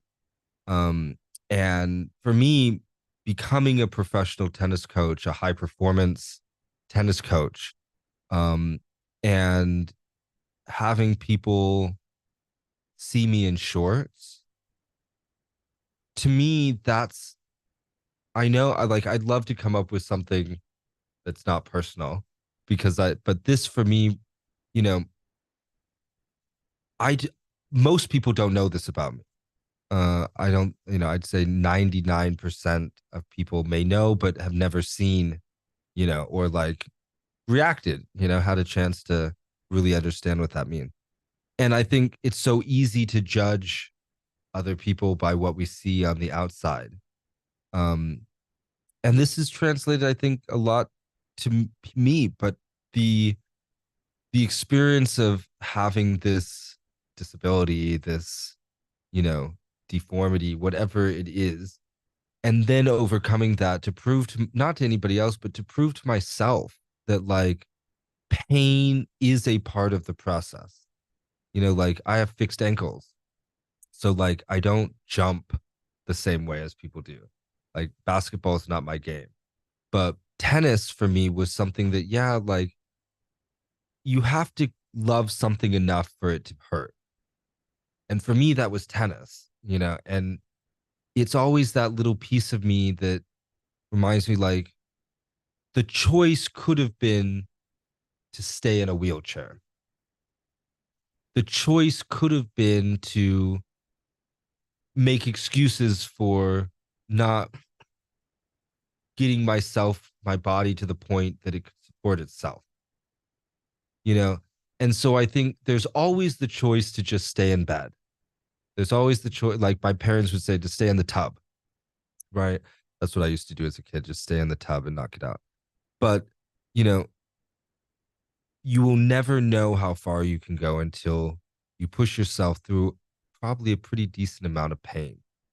Whatever that means, mental, physical, emotional, nothing that we get in this world comes without pain. Um, and how you deal with that pain and that challenge, I think, is the ultimate judge of your character. Do you think some like people like yourself, your focus, your driven ambition? Do you think people like yourself are just born like that? You learn to do it. Why do some people have it, whatever it is, and some people just satisfied like working a 9 to 5 and watching Netflix all day long? I don't know about anybody else, but for myself, I think I had great role model. Like I was blessed to have parents that were both involved in my life. grandparents that were present, literally next door, like aunts and uncles that were present, cousins that were present, and the privilege to see that what I was doing or what I could do now, you know, would never be hampered by inaccess or inability to pay. Um, and so I think those were like overcoming, kind of recognizing those opportunities allowed me to think, this is a great way to put it. I was raised with the ability to think if you could never fail, like what could you achieve? If you knew it was impossible to fail, what would you do? What was the saying? If you dream it, you can achieve it, or something Yeah. like that. Yeah, but this is more like, I get the way, if you could dream it, you could achieve it. But this is like more about the freedom to think differently about a problem and come up with something that's never been done Yeah. before, and having the confidence and the boldness to follow it, because learning still takes place. Yeah. Right? Doesn't have to be right or wrong, but standing behind something and following it through. That's the difference. I think I just had those examples, That's very where important. Not a lot of people don't have that, right? no, and scouts, like you don't. Well, I just think in my life I didn't have the privilege of starting things and not finishing them. You know, um, if you start it, finish it, and finish it so that if somebody else comes along and looks at it, they won't go, "That's really shitty work." Yeah. You know. So to me, even if I'm exhausted and want to do something else now after 2 years of 360, I can't yet. Yeah. So at 360, you just provide off a desk and Wi-Fi, like the conference room in there, computers, like what's all in the office space itself or found? Yeah. So in our office, we have 12 hot desks, workstations, 2 private offices, a conference room. Most of our teams work remotely. And so what we like, again, I say the most we provide is this regular and consistent communication and networking. The milestone we like, I can tell you exactly where the teams in my portfolio are today with their development. And it's 24/7 access. Yep. Okay. Key card. Nice. And two key cards and 2 key card access points and 1 door pin. Okay. If you're thinking about security. And not in the weeds, but like this office space you got, like how do you decide? How do you pick this specific office space? I chose the Melbourne Tower down, and this was controversial, Jason, because it's on 3rd and Pine. Oh yeah, that's it can be a rough spot. Yeah, but I chose it because of the concentration of transportation. It's a 98% walk score. Yeah, students can come south. the girls right there. Yeah, Link is right there. Restaurants are there. Pike Place Market Pike Place is there. Buses all come through First Avenue, and I wanted to make it accessible, because what you don't see yet is what we're building is in that space downtown is a BIPOC equity lab, like a creator's studio, where we really hope that it becomes a place for education, for connecting people with healthcare, information, having, talks, trainings, language access programs. And sir, like the building itself has a bunch of nonprofits in it. So like the Northwest Immigrant Justice program, the Advocates' Rights. There's the Public Defenders Association, NAPCA, the National Asian Pacific Center on Aging. A lot of nonprofits that we support in that building. And that's why I wanted to have it there, because it can then further serve as a hub to support the work that those businesses are doing. All right. So Chandler, who are your mentors? One of my longtime mentors is my grandmother. You know, I as much as I can. Again, she's 103, so she has not, not the same talking to her as much anymore. Juliet Music at the Masters Fund recently, within the last year, has been an incredible mentor for me. Madhu Verma, one of my partners and colleagues. Sudhakar, Kashik, Jiva Health, Mike Lee, Menlo Labs and Home Depot. So there's a lot of people that, even some of my founders, Margie,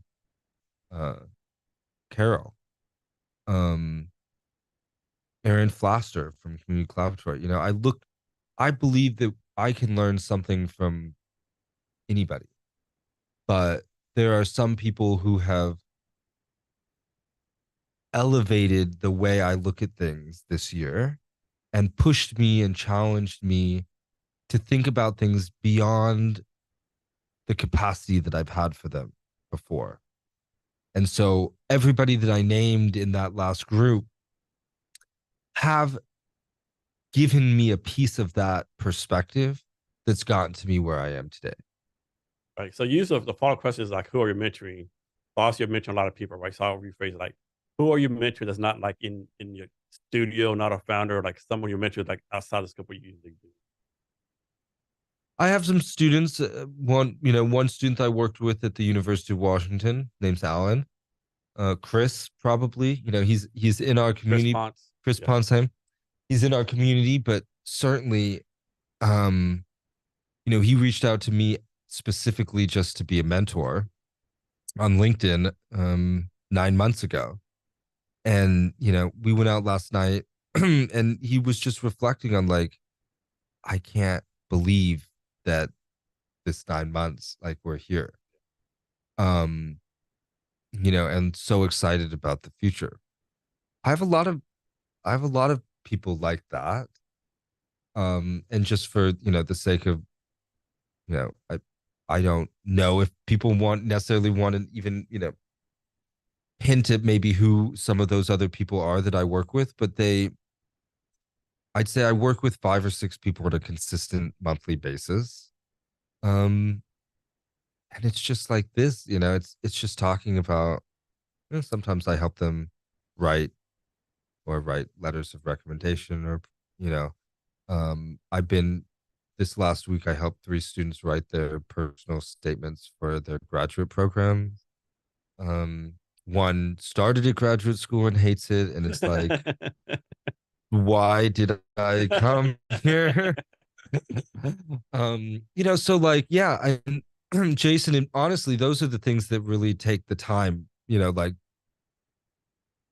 I missed a meeting yesterday because I was on a call with a mentor, with a team that an individual I mentor, and I couldn't get off, you know. Though that's the most humble of responsibilities. And people don't realize like you're mentor. I don't know what get in to come back every week, ask for more time. Be the first ones that they ask when they need recommendation, or when they are in tears and need somebody to talk to. Like, I get a lot of those calls, Jason. Yeah. Do you already have one drink before we get out of here? Let's do it. Which one do you want to do? I want this bullet. Okay. Unless you have a recommendation. No, they're okay. Then yeah, let's do it. Okay. Should I? Yeah.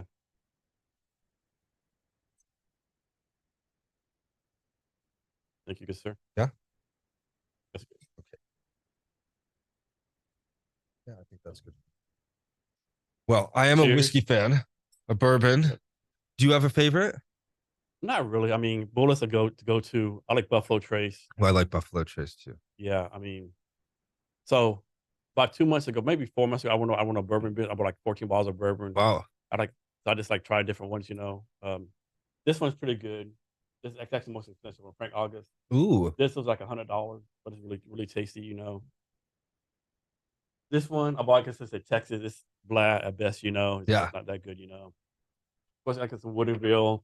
Oh, I like the Woodinville. Yeah. Did my grandmother used to drink Seagram 7. I remember those days. Yeah. Yeah, I can see me 72. Yeah. Yeah, and then my drinking family when I was in college, I was in a fraternity. Yeah. I was Wild Turkey. Oh man. Oof. I have to tell you this story. So, of course, well, first of all, I wish I go back in time. Like I found world bourbon too late in life, right? Yeah.